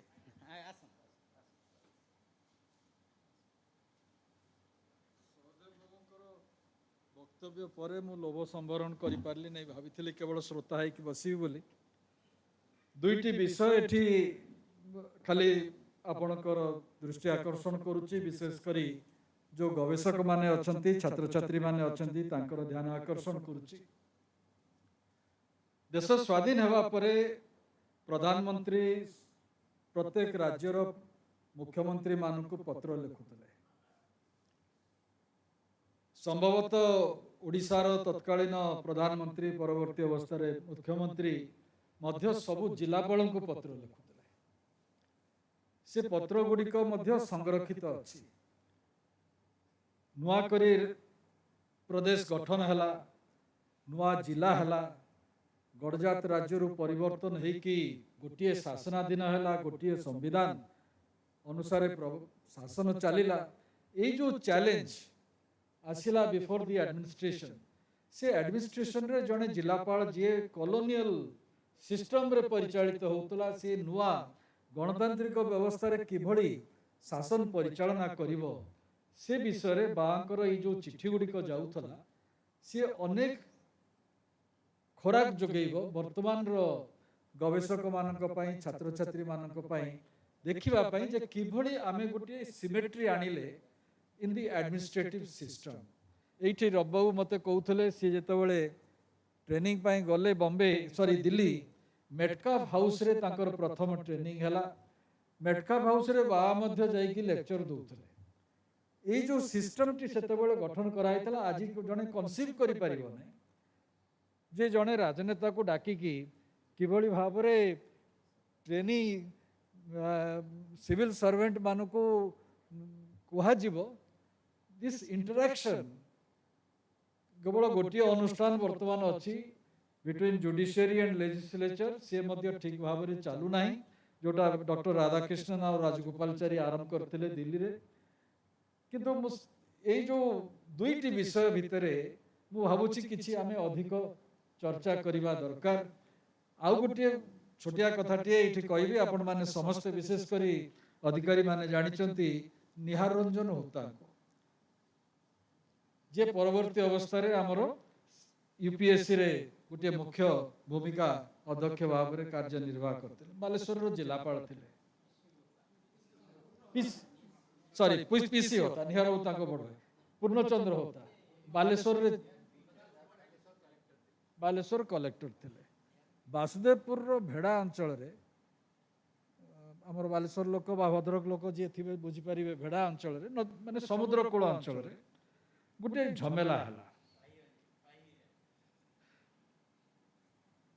डीएसपी भद्रकर सेतबेले जिला ही न थाए डीएसपी गले फोर्स नहीं कि गले जिलापाल Baleswar to control law and order से मध्य जाई कि ता भितरे पहुंची गले तांको घर भितरे लोक पुरई कि चाबी पकाई देले। गाँ मजलिस रे वांकर आपण एठी आज कहले गाँ मजलिस रो किबळी भाव रे पब्लिक ओपिनियन से लिखिले फुटबॉल फील्ड रे गोलकीपर केबे गोल पोस्ट छाड़ी कि गोल स्कोर करबा को जाए नाही।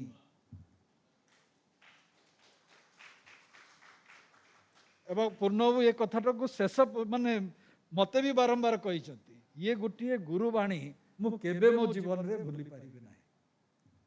या जने ऑफिसर किबळी भाव रे कार्य करिवो इन हिज सर्विस केते सरल भाव रे से कथाटी बुझाई देले जोटा साधारण लोक बुझी परिबे आ जने ऑफिसर मध्ये बुझी परिबे। गोलकीपर केबे गोल पोस्ट छाड़ी कि जीवा कथा नुहे। एई भली अनेक कथा गाँ मजलिस रे अछि। प्रशासनिक स्तर रे जेमति आज आपण 3-4 जन जाक नुआ नुआ कथा एठी कहिसथि भाई आपन को हमर नेताजी अभिनंदन को तरफ रु धन्यवाद जणाउची जे आपण ए भली भाव रे ए कथा गुडी को कहिसथि। आ पूर्व सेशन रे आ गोटे कथा रही जाईची जो 4टी वॉल्यूम से प्रकाश करथिले से हूँ आमर जो स्ट्रगल है ओडिशा भितर फ्रीडम स्ट्रगल है गड़जात मानक तार संकलन से एवं से संपर्क में विशेष करके किसी गवेषणा है ना जो मो भावुचे आमर हिस्ट्री डिपार्टमेंट हो कि अन्य कौन विभाग हो से संपर्क में जदि गवेषणा करेंगे से कहते मोर कर्तव्य हूँ सबुड़ संगृहित करके रखी दे जाए परवर्ती पीढ़ी जितेबाला जार आग्रह सृष्टि हो सी हुए गवेषणा करके बाहर कर दुईटी विषय मुझे कहवाई चाहूली। बर्तमान नेताजी निर्देश अनुसार आम समस्त तलू जा।